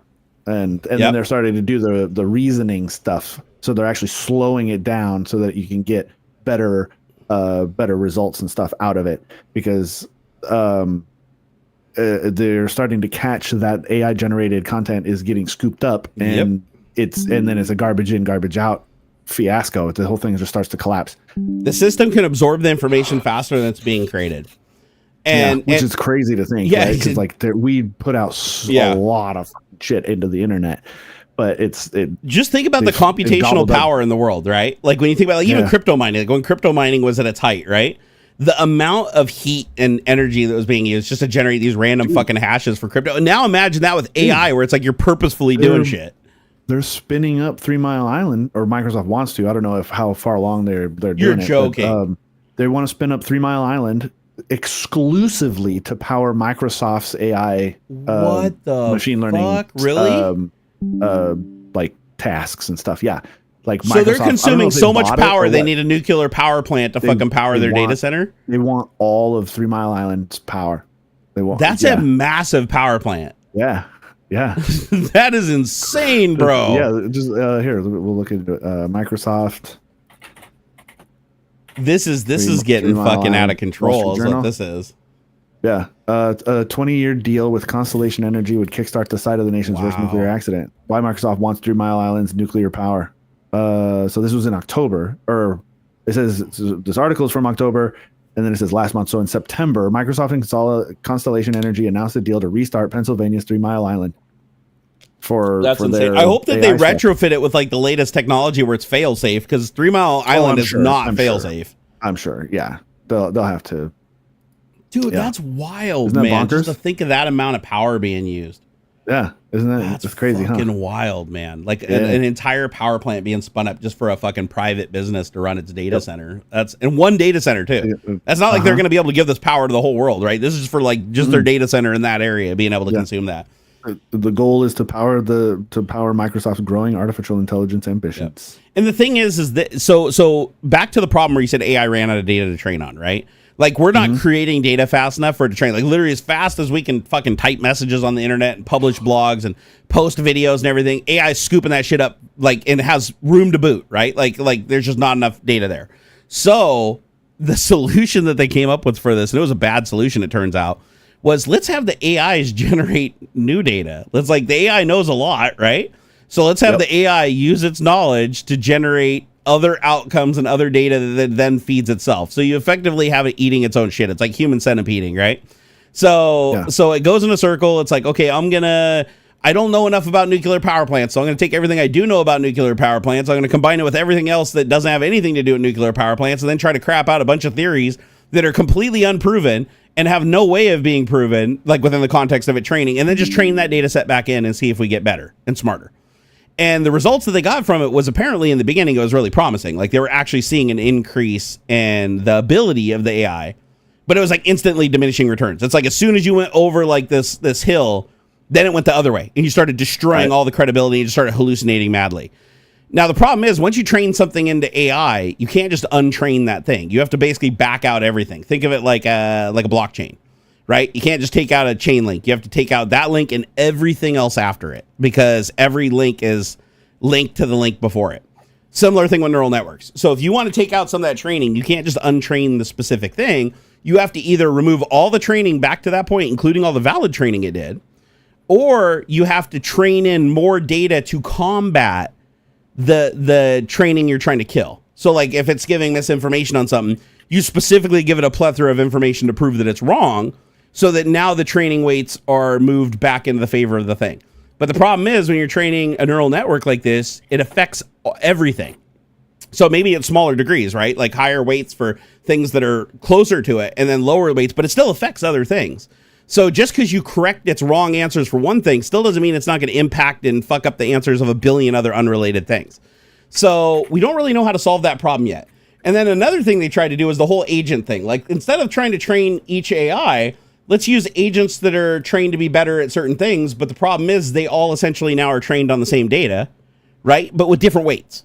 So you have agent 1 that was trained on this data first and then this data. And then agent B is trained backwards where it trained on the latter data and then the first data. So they have different weights and different outlooks on things. Then you bring the two together and you have them talk to each other. You bring in a third one and then you use a democracy system to say agents 1 and 2 are closer aligned than agent 3. Therefore, that must be the outcome. So, but the amount of processing power that's used to do this is astronomical.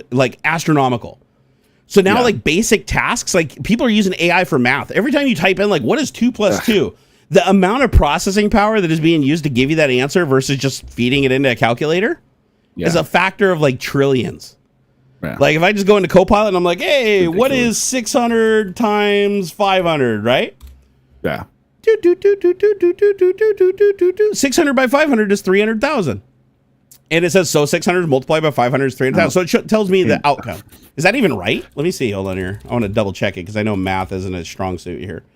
Times 500. Because remember, it's not actually doing the math. Okay, it is correct. It's not actually doing the math. It's just looking at the weights and probabilities. And it's like, of all the people that have said this number and this number and this number, this number that's close, the sum total is most likely this. Right? So there are some, if you typed in the right set of numbers, it could potentially give you the wrong answer, right? Like if it didn't get enough data to train on to know that, like, you know, what is 601 times, 603, 5.4762395, let's see what that is. I'd really like to help you, but this is off topic for me. What? It literally couldn't do it. What is? Let me try. What is? Let me try. What is 6 times? I'd really like to help you, but this seems off topic. It can't do it. It can't fucking do a simple math problem because I did times a really awkward number. I feel like every time we talk about this sort of thing, it's important to point out that none of this is actually intelligent. No, there's no intelligence here. It's just neural networks. They've co-opted the AI thing, and it's not. It's a really good guessing. That's all it is. It's weighted and that kind of thing, and it is really good. It is really good guessing. It can be. This isn't any different than the models that were trained up 5 years ago to detect cancer in MRIs and stuff. It's just a more generic form of it. Yeah, right. It's all just linear algebra. It isn't intelligent. By the way, its answer was wrong. Skynet and they're talking about what is it, the AGI? What do they mean? General intelligence, artificial general intelligence. Which it's not. It's not intelligent. You can kind of piece together these different like agents and stuff, but again, it's still just guessing as best as it can, and it's not genuinely creative. Like humans, there's a fuzzy logic, right? That humans are able to make these sorts of weird connections that these LLMs can eventually sort of replicate to an extent, but they're not. They do it by quantity, not quality, though. Yeah, like where we narrow things down in our brain and look at them like objectively and compare them, the neural network is basically just narrowing things down through thousands and millions of cycles of refining weights, right? The infinite monkeys banging on an infinite typewriter sort of thing. Yep. Sort of thing. Yeah. And that's the rub. Like, don't get me wrong, they created something that they did not really realize what it could do. Like, go back to when ChatGPT was really first blowing up and stuff, and they were like, holy crap, like this is doing some weird stuff because it's because there's like fuzziness to it, like when you have emergent gameplay in complicated systems, like in video games, like when they were developing the AI for, I think it was for Skyrim, again, I'm misusing the term AI, they had like all the NPCs had like certain schedules and stuff, and they had like wants and needs and like desires, and to an extent, and then they threw them into the system. They threw them into the world that is built and has a framework and has like a system and rules that works. And then you just kind of let it go, and it does weird stuff. It'll do weird. Heck, I think in GTA, I think with GTA 5, they did a similar sort of thing where like, if they just let the code run all willy-nilly, it started to do all kinds of crazy emergent stuff that they didn't really plan for. It's not coded into it. It just gives it a bunch of options and it picks. And it's a similar sort of thing. They've built this system, this framework, with certain rules and guardrails and things, and then just kind of let the system pick from a humongous amount of options, and it does weird stuff that they didn't really expect, because it's all kind of random in a sort of way. And so well, the seed is the defining like somebody chat Ron just said, it's a glorified search engine is what it is. A search engine is a relational database that they add weights to, like Google will add weights to it so that you get results that aren't necessarily what you're looking for first, because they benefit Google more than you or whatever, like ranked results, right? So there's weights on the data, but it's relational. Every time you ask it something, it will give you the same answers. If you give it the same search engine, you get the same answer. You don't get that with AI. There's a seed element that adds the randomness to it. Without the randomness, it basically appears like just a generic neural network. If these LLMs were just basically glorified search engines, then why is Google search deliberately shittier than it was 5 years ago? Exactly. And like Google themselves have admitted that they did it deliberately. Like their LLM stuff coming back with like AI summaries and best guesses and stuff. Yep. It's been deliberately like enshittified to keep you like researching stuff. Like, why do you think that the best way to get information is to punch your question in and then follow it with the word Reddit? Yep. The more searches you do, the more money they make, right? So and so like it's here's something you can try though. If you want to see like the fundamental difference, go to Google, type in a search. Type it again, type it again, type it again. Same results until the weights change, right? Over time, it'll slowly change. However, now go to Google Gemini or go to Bing Copilot and type in a prompt saying that these are the things you want to search for and show me the links. Now, every time you run that same exact prompt, you're going to get a completely different answer. Doesn't even matter if you start a new conversation or not, because there's a random seed associated with it, and that seed affects the end result, because it's always going to get a billion ways that it can put the words together. And how it puts the words together, the word that it has, preceding the next word, changes what the next word's going to be based on the seed. So you always get a different thing unless you use the same exact seed. So you get something fundamentally different with a neural network than you do. But like with math, I got a great example of the math thing here. So I asked it. I said, it was able to get a simple math problem, like 600 times 500. It was able to get that right. Well, that's probably because there's a billion things it trained on the internet where people were figuring that out, right?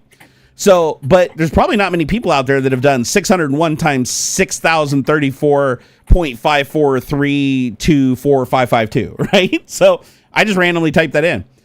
So the answer I got 3 times. I got different answers from it by saying that it was incorrect because I'm checking it with a scientific calculator.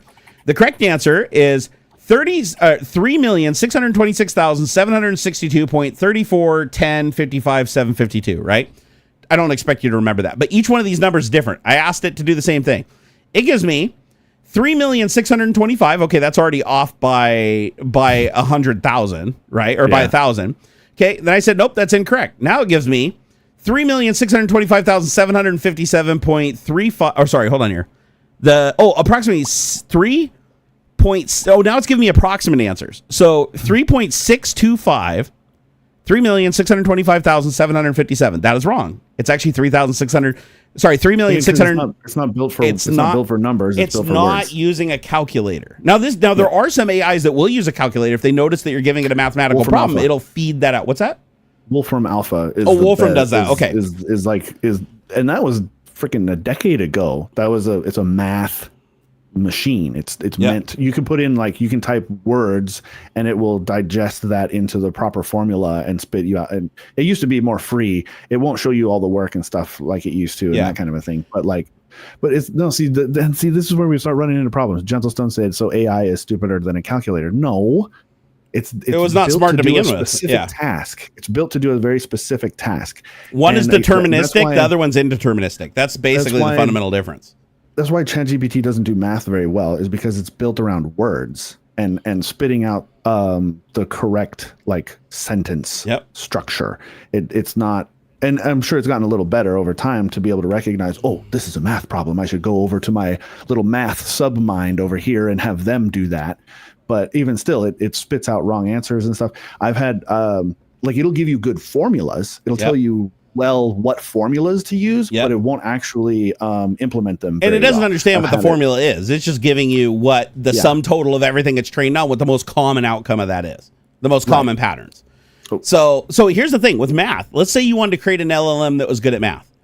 What you would do is give the trainer a calculator. You'd basically say, listen, you're not going to train on text on the internet. You're not going to train on the English language. You're just going to train on numerical patterns, and you're going to feed every single conceivable number and combination, multiplication, division, every single thing, every number to, like, the millionth decimal place. You just have the calculator generating all that and then feeding it into the engine to train. Now, if you did that, if you asked the LLM, a complex math problem, it'd probably be able to solve it as long as it was within the realms of the data it trained on, right? But at that point, now you're kind of like a slide ruler, where you're, like, moving shit around to try to find the little bits. You might get the right answer, but the amount of computational power you're going to use to get to that answer is astronomical, and you're not actually doing any math. You're just looking up a table. It's basically, you're looking up data in a table. That's it.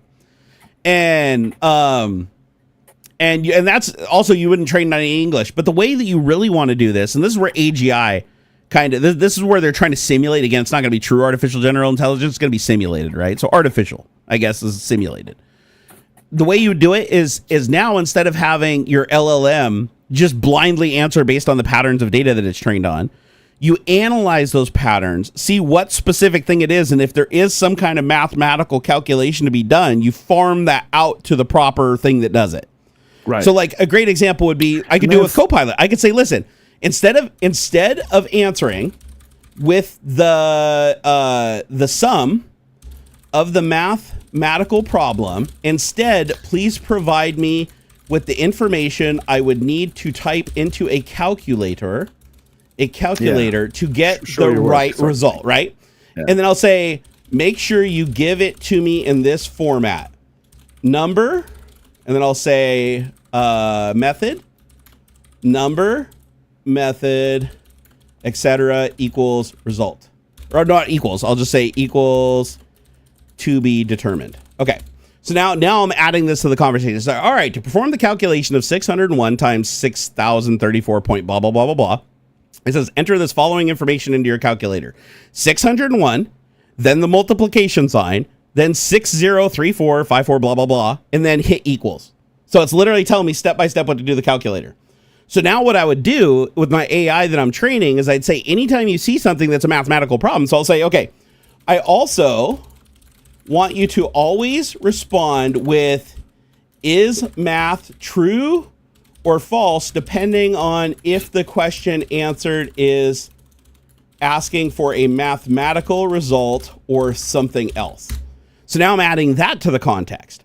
So now it says, got it. I'll make sure to indicate. So now I can say, what is 600 times 500, right? It replies back. Is math true? So now I could use that for an external mechanism. I can feed this result to an external mechanism and train and say, oh, this is a mathematical question.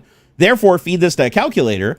And then the steps that I feed to the calculator is 600 followed by a multiplication sign, 500, then followed by equals. And then I'd return the answer from the calculator. However, if it's like, what is the meaning of life, right? And I type that in. Now instead I get, is math false? And now it's returning an answer based on, it's learning and its weights and everything. Now just by me adding those two little things to any LLM through the prompt, I can now tie a calculator in externally. And now I know that I'm getting reliable results. Then I can take that result from the calculator and feed it back into other prompts moving forward to make sure that its math is correct. I could also do the same thing with source code. I could say, if you recognize what I'm typing in as source code, then is source code true equals true? And if so, I want to feed that to a compiler outside of the AI, compute the result. Does it compile or doesn't it compile? What's the error? And then return that as the answer to the prompt instead of having the training of the LLM try to determine what that might look like if you run that code. So I gotta get going. What's that? I gotta get going. Oh yeah, no worries, bro. Yeah, you're 5 minutes over. I didn't even notice. It's okay. All right. Hey, could you hang out for 1 second? I'll go take a piss and then I'll come take over? Sure. Yeah. All right. Yeah. Say your endings. Tell everybody where to find you and all that stuff. Everywhere. AuxxZillary. Most places. You can always ask, like, oh, are you on fucking this thing? I try to grab up my name's places. But yeah, I'm AuxxZillary most everywhere. So, yeah, 42, 7. I feel like 42 would be a kind of a bigger number. It's not even like prime. Actually, it might be. I don't think any no even numbers are prime. I don't think. Right? So, yeah, I have a gotta go time. Oh, I was wondering why I was getting so hot in here. I forgot to turn my AC algorithm back on. Temperature is currently, let's see, what is it? 73.2. All right, I'm going to turn this on. All right, you go ahead and get out of here, bro. All right, bye. There we go. Turn on. Bye, everybody. Don't let Jerry go for too long. He needs to sleep. Yeah, I've only slept in not even an hour, so. All right, we'll see you all later. All right, peace out, bro. Bye. All right, the AC will turn on in, I think it's got to do a 5-minute cool down. Oh, nope, there, it just fired on. Okay, what's the current temperatures? If you guys are wondering, this is a program that's running on ESP32 that I programmed using AI that controls my AC now. Because if you guys have been following along, my AC relay fused. So now anytime you provide power to the AC, the compressor turns on immediately. It doesn't matter. The whole control panel can be powered off. Nothing on there. But as soon as electrons start flowing through that power cable, because that relay is fused, the compressor just turns on and stays on. So because of that, I now need to control the AC power externally. So I created an ESP32 that has a temperature sensor that's sitting right in front of me. So the temperature is based on where I'm sitting in the room. It feeds that temperature back through a little $5 probe to a $5 ESP32 that's running code that I used Claude 3.5 Sonnet to write. And it hosts a web server on the ESP, this little 40 megahertz ESP32. And it creates a little web page that feeds back the state of the AC. Is it on or is it off? Is it in manual or automatic control? If it's an automatic control, if the temperature hits this, turn on. If the temperature hits this, then turn off. And it keeps even like a history of the temperatures and humidity in the room, and every action is logged that it's done. Really sweet shit, right? I mean, and so it can now control the temperature of the room even more reliably than the AC did before with its internal electronics. But I made a mistake. And yesterday when I left the room, I put it in manual mode, which means no longer, just keep it in whatever state it was at. And I thought I turned it off, but I didn't. It was on. So it was in manual mode and it was stuck on. And because of that, it ran for like 12 hours continuously, and the temperature of the room got down to like 52 degrees. So when I came up here to do Tech Talk this morning, I was like, oh shit, it's like freezing ass cold in here. So I had to open the door and let the temperature equalize a little bit. But while we've been sitting here and streaming, the temperature rose up to almost 74 degrees. So I noticed it was getting hot and I was sweating a little bit, because I usually survive around 68 to 70 degrees is where I'm happiest. So I just put it back in automatic mode. The current temperature is now down to 71.8 and it's cooling. The humidity is 52%.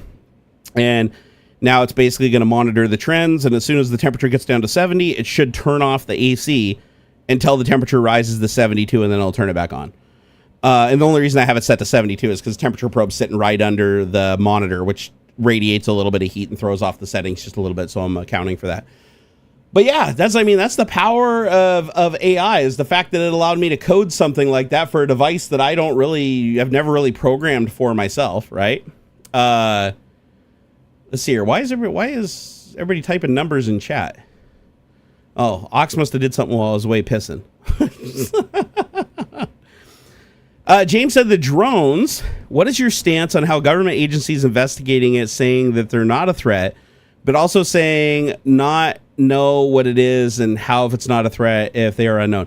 I mean, I think it's hypocritical that the government, the FAA and shit says that we can't fly drones over people that are like over a pound, but yet they're flying these like car-sized drones over people that could completely destroy houses and easily kill dozens of people, and that's fine somehow. Like, the hypocrisy there is a little annoying. However, on the flip side, I have to imagine that they're doing it for a good reason, right? They wouldn't just like waste all the resources and all this money, like fly around just to like fucking look at us naked in our backyards, right? So my guess is they are looking for something that's a threat. They don't want to release it publicly because they don't want to create mass hysteria, but in a way, by not releasing it publicly, everybody's thinking the worst case scenario, which is kind of defeating that purpose. But Mo World said counting down when you will get back. Oh, okay. Hey, that was pretty good timing then. So here, yeah, I think I'd like to know what they're doing. Like, honestly, I'd like to know what they're doing because, you know, the government historically isn't all that trustworthy. So it's like, are they looking for a threat, or are they, you know, using some kind of system to keep an eye on people, like you know, and like prejudge and predetermine things before they happen? I don't know. I really don't know. I'd like to know though. Whatever these things are, how is it not a threat if they don't know what the fuck they are? No, I mean, I agree. They should tell us what they're doing. Like, even if what they're doing is just like testing drones and like a mass surveillance system or whatever, like they should be obligated to tell us that that's what they're doing.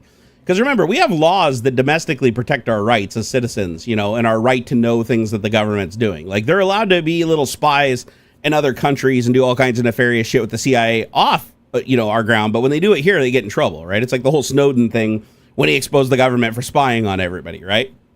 It's like the government is not above illegally monitoring its own citizens, right? They've done it before. They'll do it again. It's entirely possible these drones that are flying around are testing some kind of threat defense system or some kind of mass surveillance system. It's like, unless they tell us, all we can do is speculate. There's really not much we can do. Unless one of them crashes. Hopefully we get lucky and one of them crashes. Hopefully it doesn't kill anybody. But hopefully one of those sons of bitches crashes and we can go fucking tear it apart and look at its base code and figure out what the hell it was actually doing. Because if one of them crashes on the ground, we can just look at what's on it. Like, does it just have cameras? Okay, if it just has cameras, then it was doing something with surveillance. Does it have fucking radiation detectors on it? If that's the case, then yeah, we could probably infer that it's looking for something radioactive, which probably isn't the greatest thing, right? If it has some sensors that are just like really weird shit, that like there's no reason to put that on a drone, then we can figure out like some other speculation as to what they're doing, right? But these are not small drones. The drones that they're flying over us, these things are fucking massive. I've seen a couple of photos of them now, and sadly, a lot of people now are confusing the domestic drones with the government drones, because now that the government drones are in the air, a lot more people are flying drones to try to figure out what the government drones are, and then the people see those drones flying and kind of couple them in, and now it's like, oh, all these different drones are the government. It's like, no, the government drones were these big, huge drones that were kind of showing up here and there, flying around at a fairly high rate of speed, flying grid patterns and stuff like that. But now with all these small drones in there, it's making it harder to pick out which ones are the government drones and which ones are just like people flying around trying to catch them and get an up close picture. So I really don't know. I have no fucking idea what they're doing. But considering how much the FAA tries to limit our use of drones over public areas and restrict our right to fly drones and what we can do with drones and all that shit all the time, the fact that the government now is all just doing that shit without any explanation tells me it's probably not something that we're going to be happy about. Otherwise they'd tell us, right? If it was something good and something that benefited us as a society, then they'd want to tell us, right? I mean, all the politicians would be jizzing to tell us, right? Because they'd want us to vote for them and shit. So odds are silence probably means it's not something that's the greatest. You rewatched the Unacknowledged documentary yesterday. Have you seen it? I have not. I'm not even sure what it's about.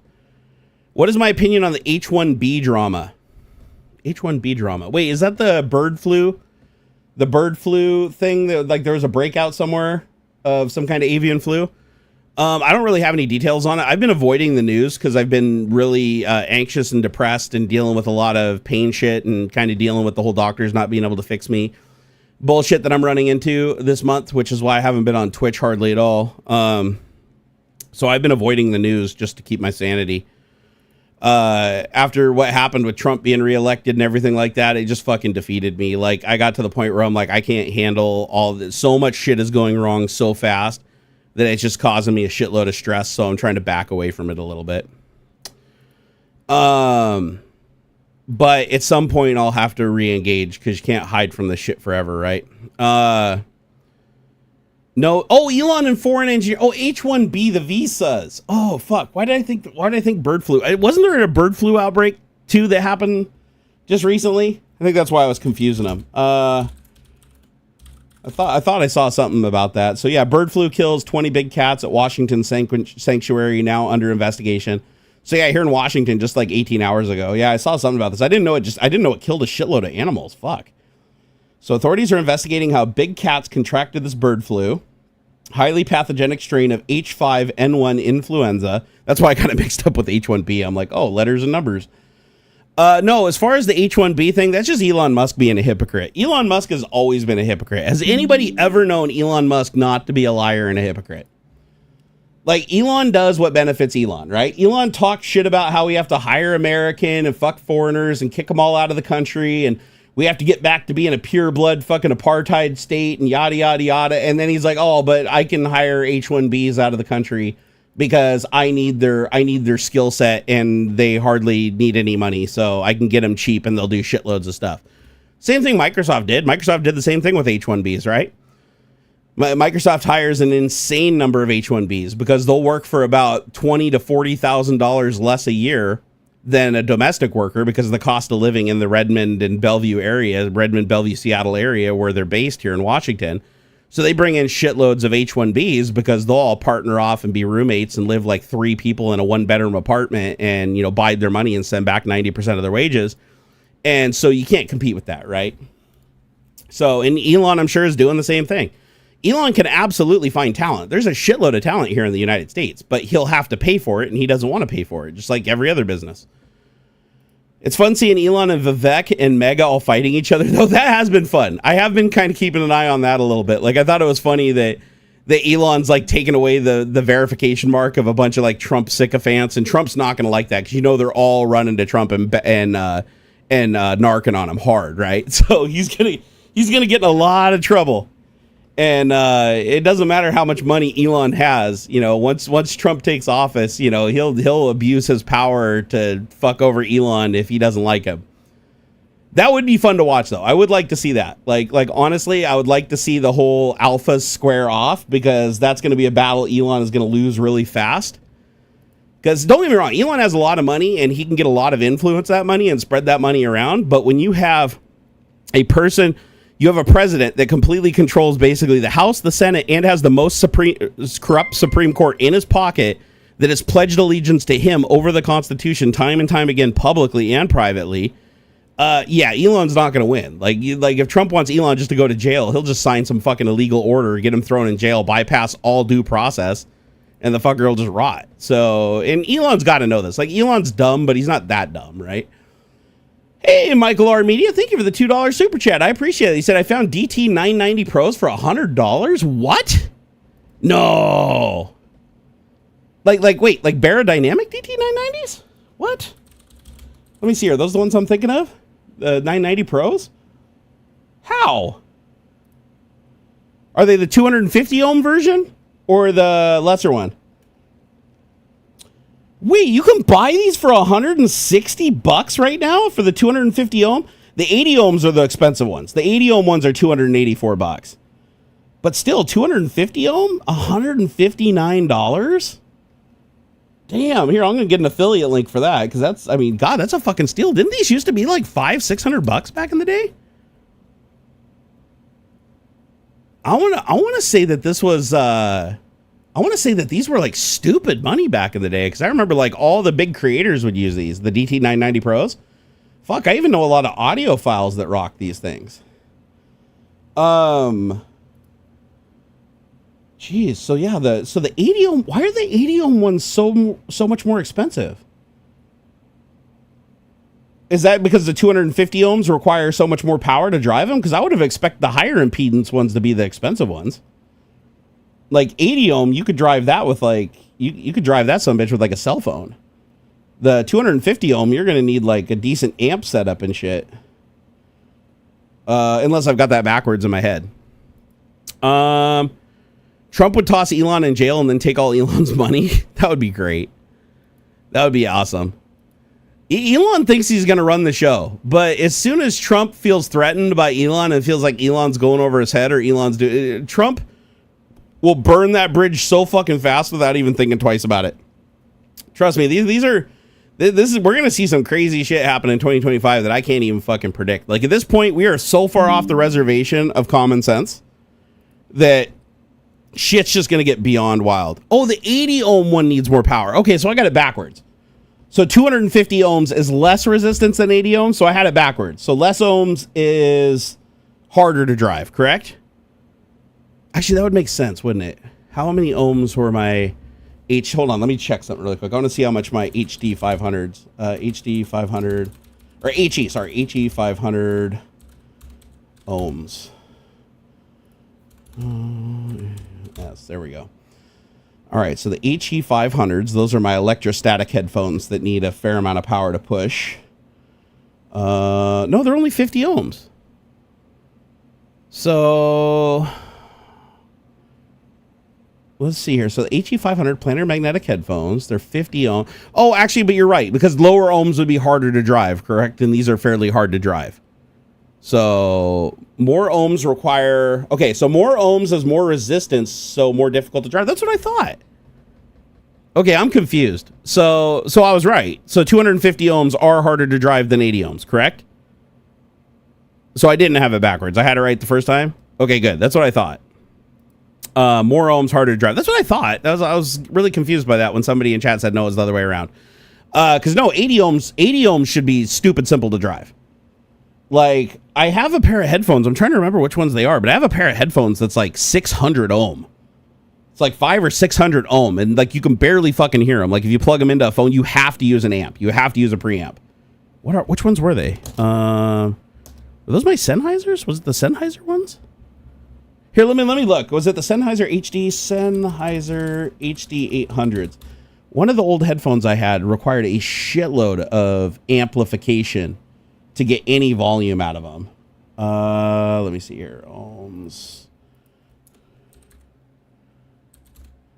I do love those headphones. I adored those headphones. The HD 800s. I gave them to my buddy Adam though, because Kevlar Condom has done so much for me. Like half of the shit I own in my life, I have him to thank for it. He's been so generous, and he's one of those guys where it's like he can buy anything he wants. Like there's no present you can buy him he can't buy himself. So I wanted to give him something that was special to me, that had like some value to me. And so I gave him my most expensive pair of headphones that I've ever owned that I actually paid for. Like these weren't like a pair of headphones that were given to me for review. I actually paid, I got them on sale, and I want to say I paid like $800 or $900 for them when they were retailing for $1,250. And I loved them. They were so unique. They're the way they fit on your head, the angle of the drivers, the sound stage on them is insane. Like the width, like how the separation of everything was second to none. However, you could hear, you could hear a flea fart in the room. They were so open back. Let's see here. So how many ohms were these HD 800s? Okay, 300 ohm. So yeah, these were up here. They weren't 600, but yeah, 300 ohm. So yeah, these things required a fair amount of amplification to drive them. And it looks like Barrett Dynamics also makes a 990 that uses 600 ohms. So yeah, those are the really expensive ones. The DT 990s, they make a 32. Wow, they make 4 versions of that. So check this out. The DT 990s come in a 32 ohm, an 32 ohm could be driven by anything. You could plug that shit into like any mini jack on anything and it'd power them no problem to volume. They come with an 80 ohm, 250 ohm, and a 600 ohm version. But the 600 ohm version is the one I was thinking about that costs like, $600-700. Those ones are really expensive. But the difference being is, I believe the higher the ohms, the stronger the magnet is. And so even though they need amplification, they have a tighter sound. Tighter sound, more bass, more separation. So that's why, the higher the impedance, it requires a lot higher end equipment to drive them, but to the same volume, but you get a lot crisper, cleaner sound. So you're trading the ease to drive them for the crispiness of the sound, if that makes sense. I also have, thanks to Adam, let me see, do I have them right here? So these are wonderful. These are the gold standard right here, open back HD 600s, Sennheisers. These are considered like the gold standard studio monitor for like having a perfectly flat sound. Like these are fantastic. You can basically measure any other headphone against these because they're so accurate. And it even has the balanced cable. You see how it has the 4 poles instead of the 3?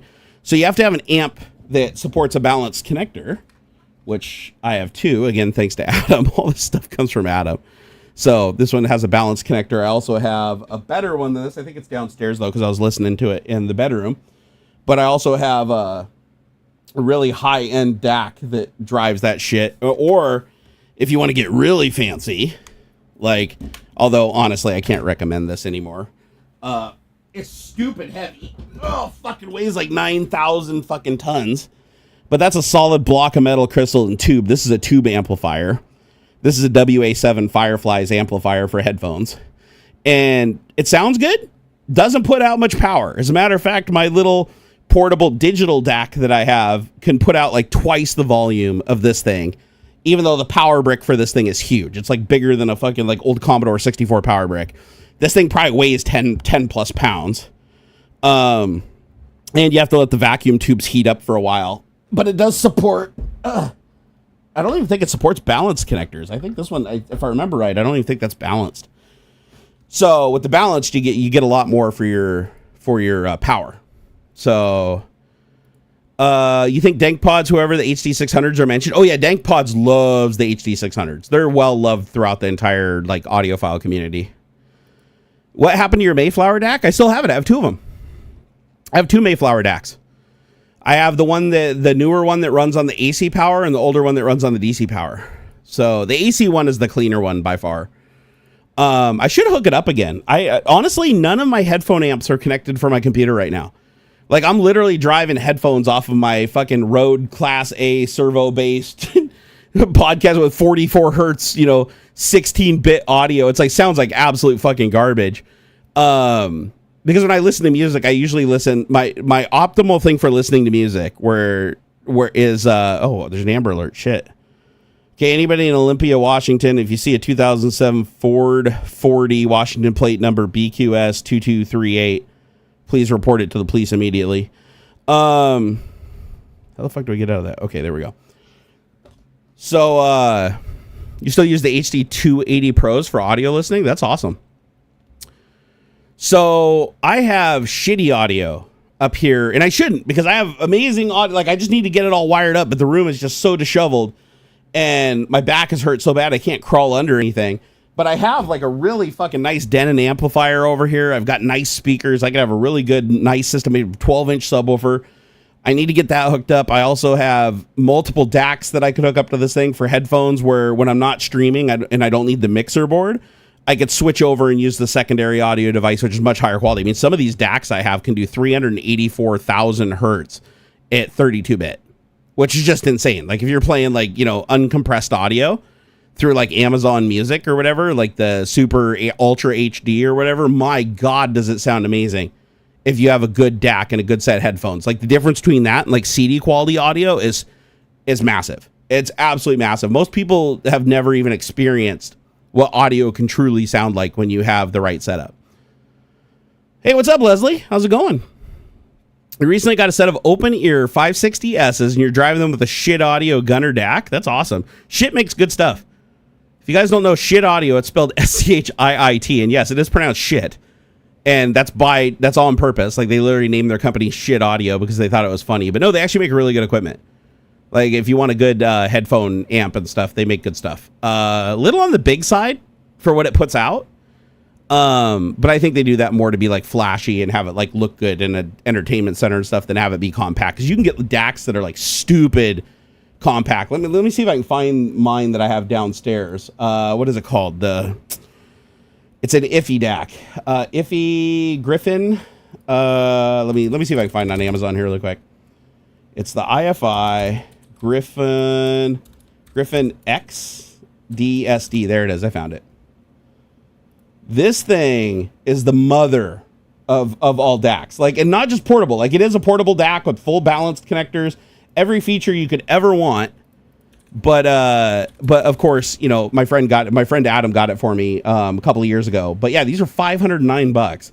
This thing fits in your pocket. It will drive the hardest to drive headphones out there. Like, you have 300 ohm headphones, no problem. It'll drive them to bleeding ear volume. It has balanced connectors for both the large jack and the small jack. It has connectors on the back for line level output for like a stereo system. It can handle like every type of compression imaginable. It can do optical. It can do Bluetooth. It can do wired. So like what I normally do is I run a USB-C out of the bottom of my iPhone directly into the Griffin. And then I use Amazon Music, which has uncompressed music that can play at 384,000 hertz stereo. And it just, you put on like the HE500s. That's my favorite headphones, by the way. They're very uncomfortable. They weigh a shit ton. They're not designed for comfort. Like, you better be laying down or leaning on a pillow or something because they'll break your neck. They're so heavy. But if you have a good DAC like this, the way shit sounds, like, you close your eyes and it feels like you're there. It feels like you're there listening to them play the music live. It's just, the sound is so big, so room filling, and just all the highs and lows are so separated. It does not sound like you're listening to anything recorded. It's fucking a phenomenal experience. James Janus said, have you ever used any Creative Labs DACs? I have a couple of them and they're pretty good. Yeah, I have quite a few, like back in the day. Back in the day, I had quite a few. I have one of their external DACs that sits on the desk that you plug in through USB. And I have to say, compared to the higher end DACs, they're pretty shitty, actually. They have a lot of noise. I think the one I had only went up to 98,000 hertz or whatever at 24-bit, not true 32-bit. Very noisy, though. They're very noisy, meaning you crank them up to 100% volume and you hear static. Like, you don't hear, like, a good DAC for me is like, you should be able to crank it up to 100% ear bleeding volume where it'll kill your ears. And if no audio is playing, or an audio track is playing that is basically just dead, zero on every level, you get no hiss or no discernible sound or pressure change. Like, it is just absolutely flawlessly silent. And the only DACs I know, like even some of the DACs, like this one, I even noticed the difference. Like, this is a really, really good DAC. This is the Iffy, I think, Blue. This is the Hip DAC. So this is a fantastic DAC. It only puts out about like a half or a quarter of the power of the Griffin, but it also costs like a third as much. Super compact, battery powered, very portable.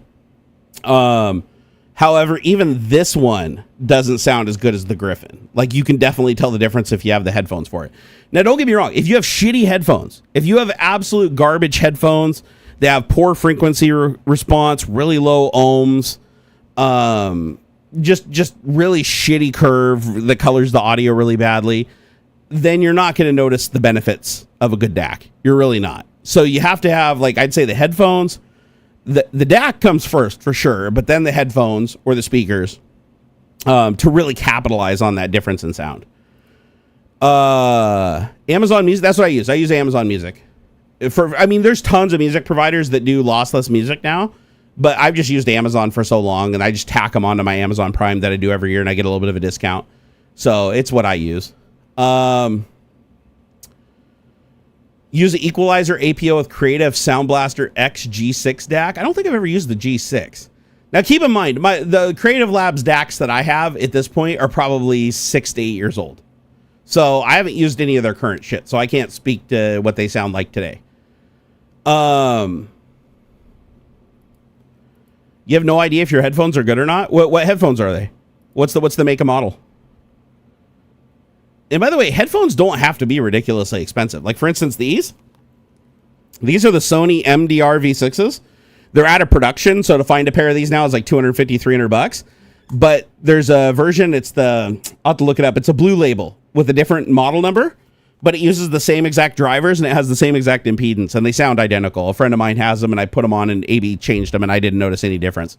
And these sound great. These are actually really good sounding headphones. I mean, they're not like audiophile grade. Like, you're not going to get a huge sound stage. You're going to get decent separation. You're going to get very flat audio. Like, these are really good for monitoring. That's why I use it for vocal stuff, because the voice I hear, it's not boomy, it's not bassy, it's not overly trebly. It's like my voice sounds very natural through these.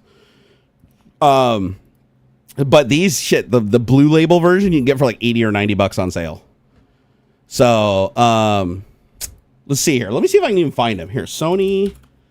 Let me find Sony MDR V6, and let me see if the blue ones come up, because they often list them under both model numbers. Here, MDR V6. Yeah, so the MDR 7506s, they're $83 right now. And they're essentially these. Like, they're the blue label version of these. So copy, and these are the ones that are still in production. So these are actually, for the money, for $83, these sound phenomenal. They have 26,000 reviews, 4.7 stars. They're massively comfortable. These, I'll tell you right now, that's why I like to wear these when I do live streams and stuff like that, is these are very, very comfortable headphones. They've got a nice blown-y cord on them, which I prefer for stuff like this. In case I run away, it doesn't rip off my head really quickly. The pads are very interchangeable. But yeah, for bang for buck, these are phenomenal. The blue label or red label. The MDR V6s, they just charge a premium because they're out of production, but I believe they use the same drivers.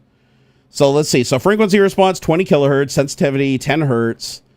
Let's see. Sony MDRs. And let me see. Actually, I want to compare them. Let me see if I can find somebody to compare them to see if they're close. So MDR 7506 versus MDR V6. All right. So the V6 has a more relaxed sound, while the MDR 7506 is more crunchy and alive. So probably actually sounds better. MDR 7506 has more sparkle, energy, and detail, making it better sounding headphones. So hell, the 7506, the replacement for this, actually sound better apparently for like way less money. And then it says the V6 has more up and down or V-shaped frequency response compared to the smoother and even response of the 7506s. So yeah, the $80-some 7506s kick the shit out of these, which are like, now if you can find them, they're like $250. So again, don't go by how much they cost, right? Because scarcity, brand name, model number, all that shit can affect the cost of a headphone. But yeah, these are great. I love these. Let's see. Oh, Outdoor has a pair. He says, I like my MDR 7506s. The replaceable pads are nice. Need to order what will be a third pair of pads. Yeah, I'm on my third pair of pads right now. I use I can't remember the brand of these.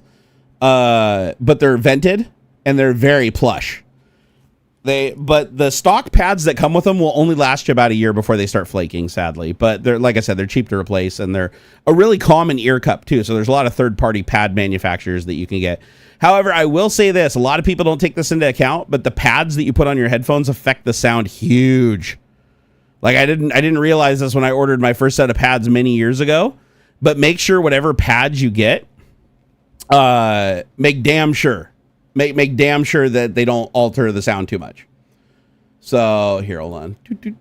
Oh, that felt good. Later, bitch. Oh, that felt good. I was waiting for somebody. I was getting sad that I couldn't ban anybody today. So that fulfilled my goal. Thank you, sir. The Creative G3 does not have noise, and it supports 32 but 384 kilohertz and goes for 45. Oh, okay. So the Creative G3. Okay, so Creative is up their game, is what you're saying. Nice. Need to get a DAC for my Bose Ultra headphones. A lot of people give Bose shit, but I've actually heard like some good, decent sound out of Bose headphones. I mean, it's not accurate. Like if you're looking for accuracy, throw that out the window. Bose heavily colors the audio, but it does in a way that's pleasing to the ear. Or if you're an audiophile, you might find it offensive. But me personally, I've had 2 pairs of Bose headphones, and I love the way they sound. Plus they're noise canceling. Like nobody touches their noise canceling. Like every other noise canceling headphone I've ever used doesn't sound anywhere near as good as theirs. But I will say that, yeah, you will benefit from a nice DAC. If it is a wired headphone, you'll benefit from the DAC. If it supports Bluetooth, uncompressed Bluetooth, I think, what's the protocol called? It's like, of course the iPhone doesn't fucking support it. What is it, DAC X or whatever it is? There's a protocol, Android supports it, but of course iPhone doesn't. But there is a Bluetooth protocol that basically gives you full uncompressed audio, just as if you had a cable connected. But since my iPhone doesn't support that, I have to literally run a cable between my iPhone and my DAC to get the full sound.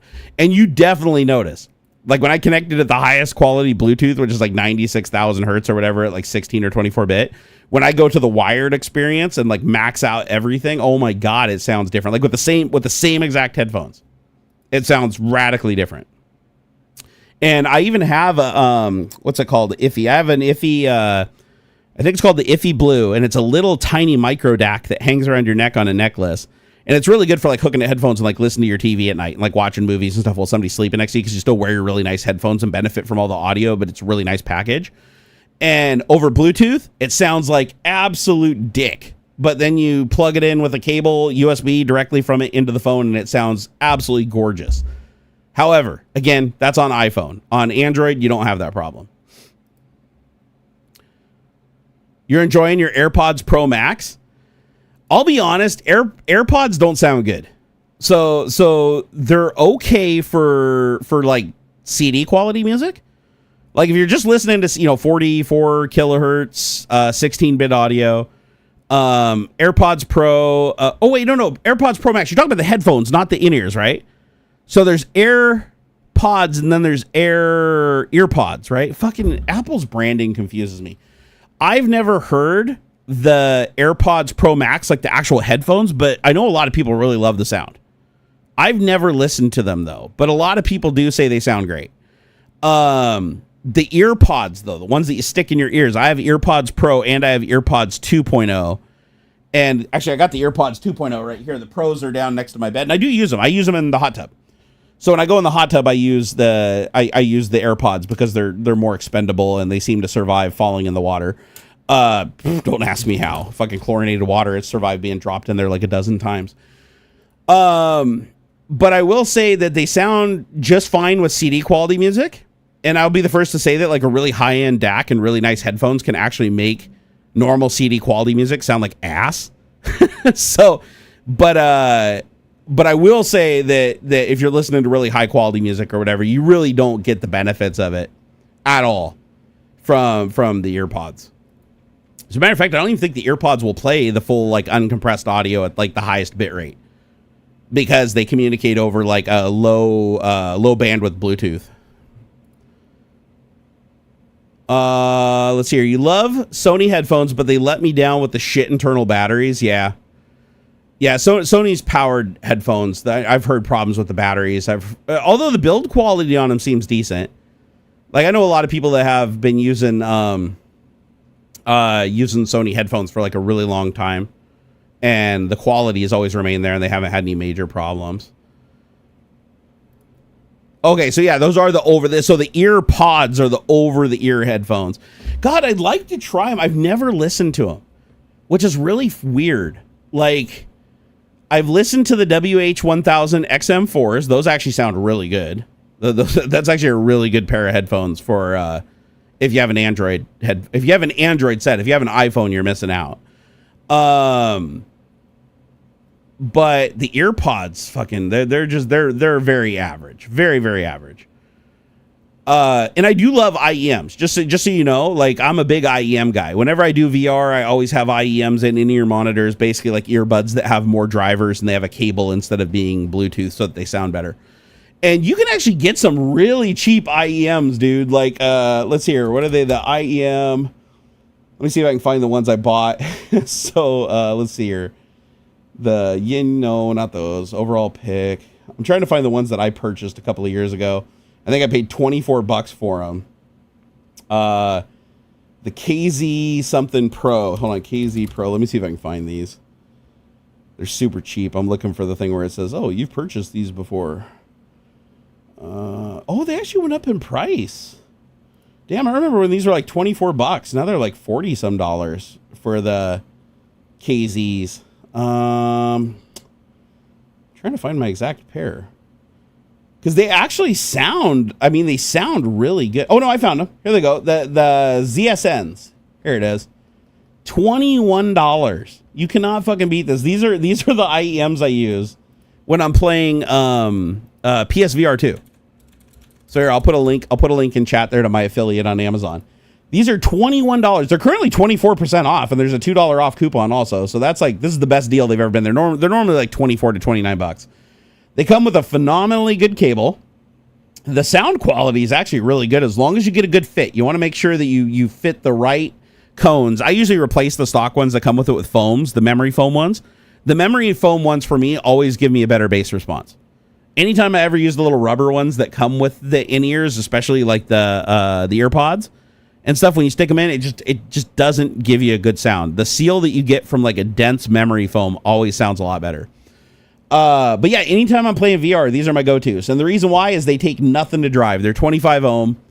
25, they'll make your ears bleed. Plugged into a PSVR 2, which has a really, really weak audio port on it.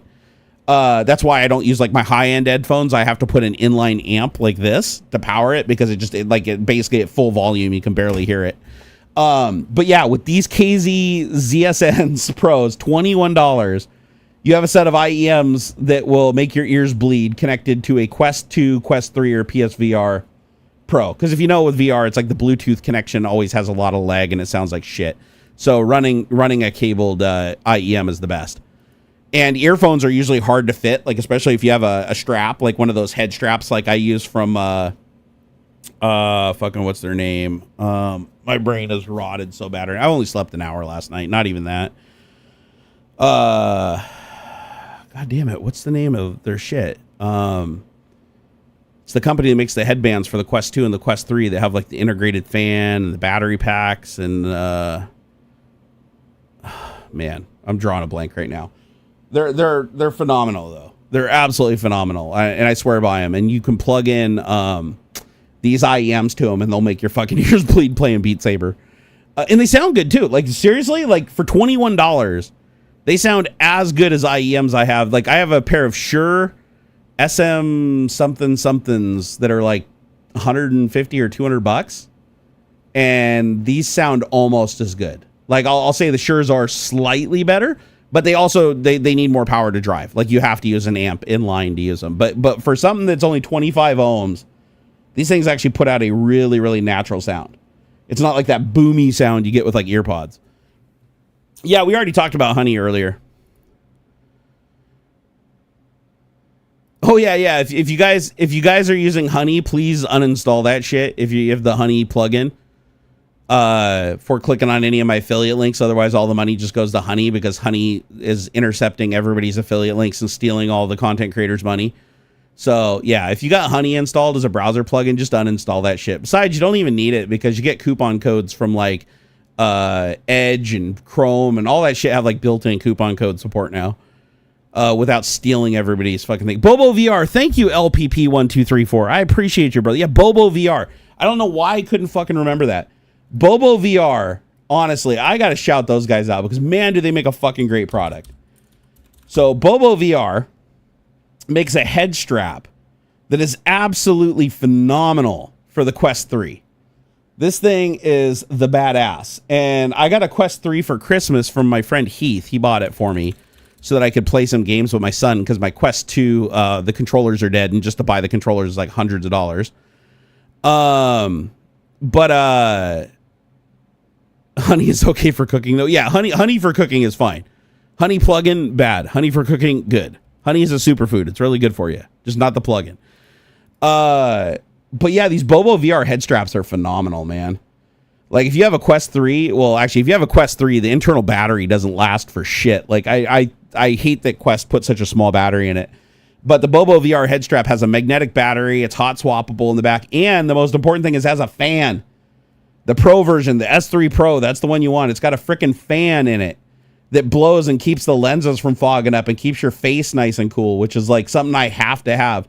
I tried using the Quest 3 with the stock strap when it arrived from my buddies. I couldn't do it. I was sweating so bad. I was about ready to fucking blow the thing up with my sweat. Oh, man. Raffle, who would install Honey to begin with? A lot of people, sadly. A lot of people installed Honey. I told the story earlier about how, I literally lost tens of thousands of dollars from people installing Honey. Because it was shunting every single one of my affiliate links on every single one of my videos, current and old. This is years ago. And anybody that watched my video and clicked on my affiliate link, I didn't get a single revenue from if they had the Honey browser extension installed. And sadly, it was a lot of people, because it turned out that I shared a huge amount of my audience with Linus Tech Tips, who was the person's code who Honey was replacing with mine anytime anybody clicked on my links. So everybody that clicked on my link from my video would message me, because I get messages all the time. Hey, thank you for Glasswire. This is an awesome program. I bought it because of you. I used your link. I hope it helps you. I'm like, why am I getting zero money now when I used to get, a couple $100 a month? And it turned out because everybody that was clicking on my link, it was, without even telling the user, it was just swapping over the affiliate to Linus. And by the way, Linus didn't know any of this was happening. Like, he actually, when I posted this 3 years ago on X, he noticed what was happening and he broke off his relationship with Honey immediately. So he did the right thing. He had no idea that was what was going on. From his perspective, he was like, fuck, man, this Honey sponsorship is amazing. Look at all this money coming in. He didn't realize it was coming from all the other content creators. Only used it like 5 times years ago. Never saved me any money. Yeah, because the thing is, all it did was just take the money that the affiliates would have given, because the product usually is the same price or cheaper when you use an affiliate link. So it's either the same price or cheaper, and either way, it helps the content creator because they get a small fee, right? So if you just go to the site directly, it's still the same price, or more expensive. But in this case, Honey was just usurping it. So even if you went to the site directly, Honey would add their affiliate link. That's how fucking skeezy they were, man. Honey literally was just intercepting any revenue that could be had off of anybody else's links. Even if it was just a link from a search engine that wasn't even an affiliate link, they would shoehorn their affiliate link in there and take the money. Could Honey end up owing tons of money? I hope so, James. I genuinely hope so. Hey, what's up, Curtis? How's it going, man? Billionaires should be illegal. The problem is it's hard to make billionaire illegal when you live in a capitalist society that rewards that kind of shit. That's what makes it hard, man. That's what makes life hard nowadays. Is it's like you have to either be willing to do the same skeezy shit as your competitors to stay relevant and stay alive, or you just have to find a niche that nobody else can adopt that, keeps you going. Sadly, everybody else usually picks the first one. Guys, if you're all right, I think I'm gonna pop off here and go get some sleep, because I'm starting to get the hot and cold flashes, which isn't a great sign. Oh, by the way, I'm back on Adderall again after 2.5 months or 3 months or whatever of not having Adderall, because my doctor was so overbooked we couldn't get an appointment together, and I couldn't go visit him, couldn't do the blood test. We finally just decided, fuck it, we're just gonna do a virtual telehealth meeting because I couldn't wait any longer. He finally refilled my medication, so I'm back on my blood pressure medicine after being off of it for months. I'm back on testosterone after being off of it for months, and I've got my Adderall back. So hopefully today I seemed a little bit more lively, even though I only got an hour of sleep last night. Actually, I shouldn't even say I got an hour, because I didn't technically go to sleep. I just tossed and turned. You guys have been amazing. Please, everybody, have a happy and safe New Year's. 2025 is going to be a fucking crazy year. It's going to be rough, but we'll all get through it together. Let's just stick together. Let's keep each other informed. Let's keep each other safe, and let's do whatever we can to get through this, and we will. Hey, shit happens, man. Can't win them all. All right, I love you guys. Thank you for the support. I want to give a shout out again for all the super chatters. You guys are fucking rad. Michael R. Media, thank you for that super chat. Theodorus, thank you for the super chat. Holy shit, Martin. Woo, Martin. Brother, yes. Martin just came in with the biggest tip of the day. $63.07, aka 49 pound 99 pence. I think I said that right? 49 quid 99 pence. Martin, you're absolutely awesome. Here, let me get you here. I'm gonna get you the big weenie ASCII graphic here. Hold on here, for being the big swinging dick today. Dude, I really appreciate that so much. It helps a lot. I've been you guys know I'm financially fucked right now. But no one person's going to dig me out. It's going to take time and me getting re-engaged. And hopefully now that I got my Adderall back, that's going to help with the fatigue that I've been experiencing from being off it for so long. And hopefully that can help. I'm learning to tolerate the pain a little bit more. It's been rough, but now that I know the doctors really can't do anything more about it, I just have to fucking struggle through it. But I am getting used to it a little bit more. And I hope that continues. And I hope it doesn't get any worse. Because it's like I'm right at that point where it's like I can kind of keep it in check most of the time now to a degree. But, I just never get comfortable, which is sad. Joe Taji. Oh, damn, Joe Taji. Thank you for the $20, man. Fuck yeah. He said, hey, buddy, glad to see you're doing well. Have a happy new year. Lovers your face. Aw, thank you, Joe. I appreciate it. You know what? Today was amazing. Today was absolutely amazing. I loved hanging out with you guys. I always look forward every week to hanging out with Aux because he drags me out of bed no matter how bad things are, how bad I'm feeling. Just knowing he's going to be there and we get to chat and hang out and stuff like really helps to push me through the pain and keep me distracted. It's a lot harder to do it when you're soloing. James Janus said, why can't Mac computers go into standby mode when put to sleep? When go to use once, it's woke. It's a PC. Why can't I didn't know they couldn't go into standby. I thought Mac supported what's it called? Fucking my brain is rotted right now. What's the standard for power? HD? No. To think I used to run these tests at Microsoft for power testing. Oh, thank you, Colin B. Same right back at you, bro. Let's see. Yeah, I'm slipping now. Theodorus, thank you so much for that super chat. I want to get everybody. Cryptic Smoke, thank you for that $20 super chat earlier. Daniel Terry, thank you for that $20 super chat. Pele, my man, thank you for the $22 super chat. Thank you for the $12 super chat. Altonian, absolute legend. Thank you, Car Wash, for being a channel friend for the second month. Thank you, Matthew Riley, for the 22 months being a channel friend. Absolutely rocking. Lewis, thank you for the $1.99. Lewis, 69,420, greatest name ever. And Justin Bittner, thank you so much. You guys have been awesome today. I'm going to go and get a little bit of sleep. Oh, it's a joke about being woke. Okay, I'm sorry. I'm not fucking getting it, bro. My brain is shot right now. Oh my God, Larry coming in there with $10 super sticker thing. Dude, I appreciate you so much. You guys are awesome. Any plans for a new Codegasm series? Dude, I am so fucking dependent on AI for coding now.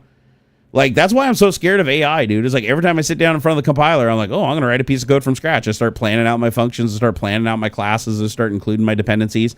And then I immediately start itching because I'm like, fuck, that AI could do all this in 10 seconds, what takes me 5 hours. So then I go over to the AI and then I become hugely dependent on the AI and I need to stop that. However, maybe I should just say fuck it and embrace it and practice what I preach. I tell you guys, there's no avoiding it, right? We got to learn to live with it. We got to learn to evolve with it. So maybe I just start teaching you guys, instead of how to fucking code from scratch, I start doing Codegasms on how to utilize multiple AIs and shit to code more complex things in less time and just get over the fact that we just have to coexist with AI. Even, hey, automation at some point comes along and fucks everybody and changes the whole job landscape and allows capitalism to fuck everybody, up the backside. You just got to learn to live with it. And so we're going to have to evolve if we want to survive. So we might as well do it. James, I get it now, bro. Sorry, I was out of it, man. The jokes are just flying right over my head right now. Joe, thank you for the 20-month channel friend, man. I appreciate you guys so much. You're so awesome. All right, I'm going to get out of here because I don't want you guys to keep throwing money at me when I'm this loopy. I'm going to try to stream maybe tomorrow even. We'll see how things go after I get a nap today and see if I'm feeling okay. I've been struggling with nausea a little bit, and luckily it hasn't been too bad during the stream today, which is good. My wife forced me to eat breakfast this morning, which I usually don't do, but as long as I get my nausea in check, I think I'm going to come up here, move the desk back into place, get the 3D printer back up on the desk, clean up some of the floor around here, see if I can't run some wires and get some music going up here. Now that I got the AC figured out, there was weeks where the AC just wasn't working and I was having like problems with the room getting too hot and too cold and I could not get it level. Now I've got the ESP32 programmed with the sensor and it's handling the AC and all that. You can see right here all through a web interface hosted on the ESP32, all the code written by fucking Claude 3.5 AI, of course. But yeah, I think, yeah, I'll teach people how to use AI and embrace AI in a positive way, because everybody's going the way of AI. So what makes you useful and gets you a job is by learning to embrace your fellow AI overlord. So yeah, Anthony, I'm also dealing with fatigue. The Adderall does help with that, though. I notice my Adderall does if I don't eat before. Yeah, you have to eat before taking the Adderall. If you take any ADHD stimulants, you have to. It kills all your appetite. And that's the thing, is I've gained so much weight from being laid up from my pain and everything like that. And when you're laid up from pain, dopamine is the only thing that helps with the pain, which then leads to you eating things that aren't good for you when you can't fucking move to burn the calories in the first place. And it's just a bad recipe, right? So the Adderall is nice because it's a natural, or I shouldn't say natural. It's not natural at all. It's fucking amphetamine, but it's an appetite suppressant. So when I'm on my Adderall, my normal dose, where I take in the morning an XR and then I take a fast acting in the afternoon, then my appetite's suppressed, but I have to force myself to eat breakfast, because if I don't eat all day, then at night when the Adderall wears off, I'm like starving to death. So you don't want to do that. You want to kind of like eat before you take the Adderall, then kind of force yourself to have some snacks throughout the day, even if you're not hungry, because it's not going to, the stimulant prevents your hunger reflex or whatever from kicking in. And then by the time it wears off in the afternoon, then you're not all ravenous and fucking starving to death. And if you can get that going, then I should start shedding some weight relatively quickly. All right, I gotta get out of here. You guys have been wonderful today. I love your faces. If you guys would like to talk to me and stay in touch with me when I'm not streaming, hit me up on Discord in general. Just tag me at Barnacules, or hit me up over on Blue Sky. You guys can find me on bsky.app/Barnacules Nerdgasm.com. So I think that's right. I should probably check that, because I'm not, my brain no worky right now, so let me make sure that works. Is that taking the right page? It sure does. Okay. So yeah, so you can go there and you can follow me on Blue Sky and interact with me on Blue Sky. I'm still posting, I'm cross-posting on X, but I'm mostly paying attention over on Blue Sky now, because I am sick of Elon Musk's bullshit. It's just a matter of time before it goes full Truth Social, and anybody that Elon doesn't like just gets pumped off the platform. So he's already separated me from like 95% of my audience on the platform anyways. So I actually get more engagement on Blue Sky with a couple thousand followers than I do with 100,000 followers on X. So, all right, you guys are awesome. I love your faces. And until next time, if I don't see you tomorrow, I will definitely see you on Monday.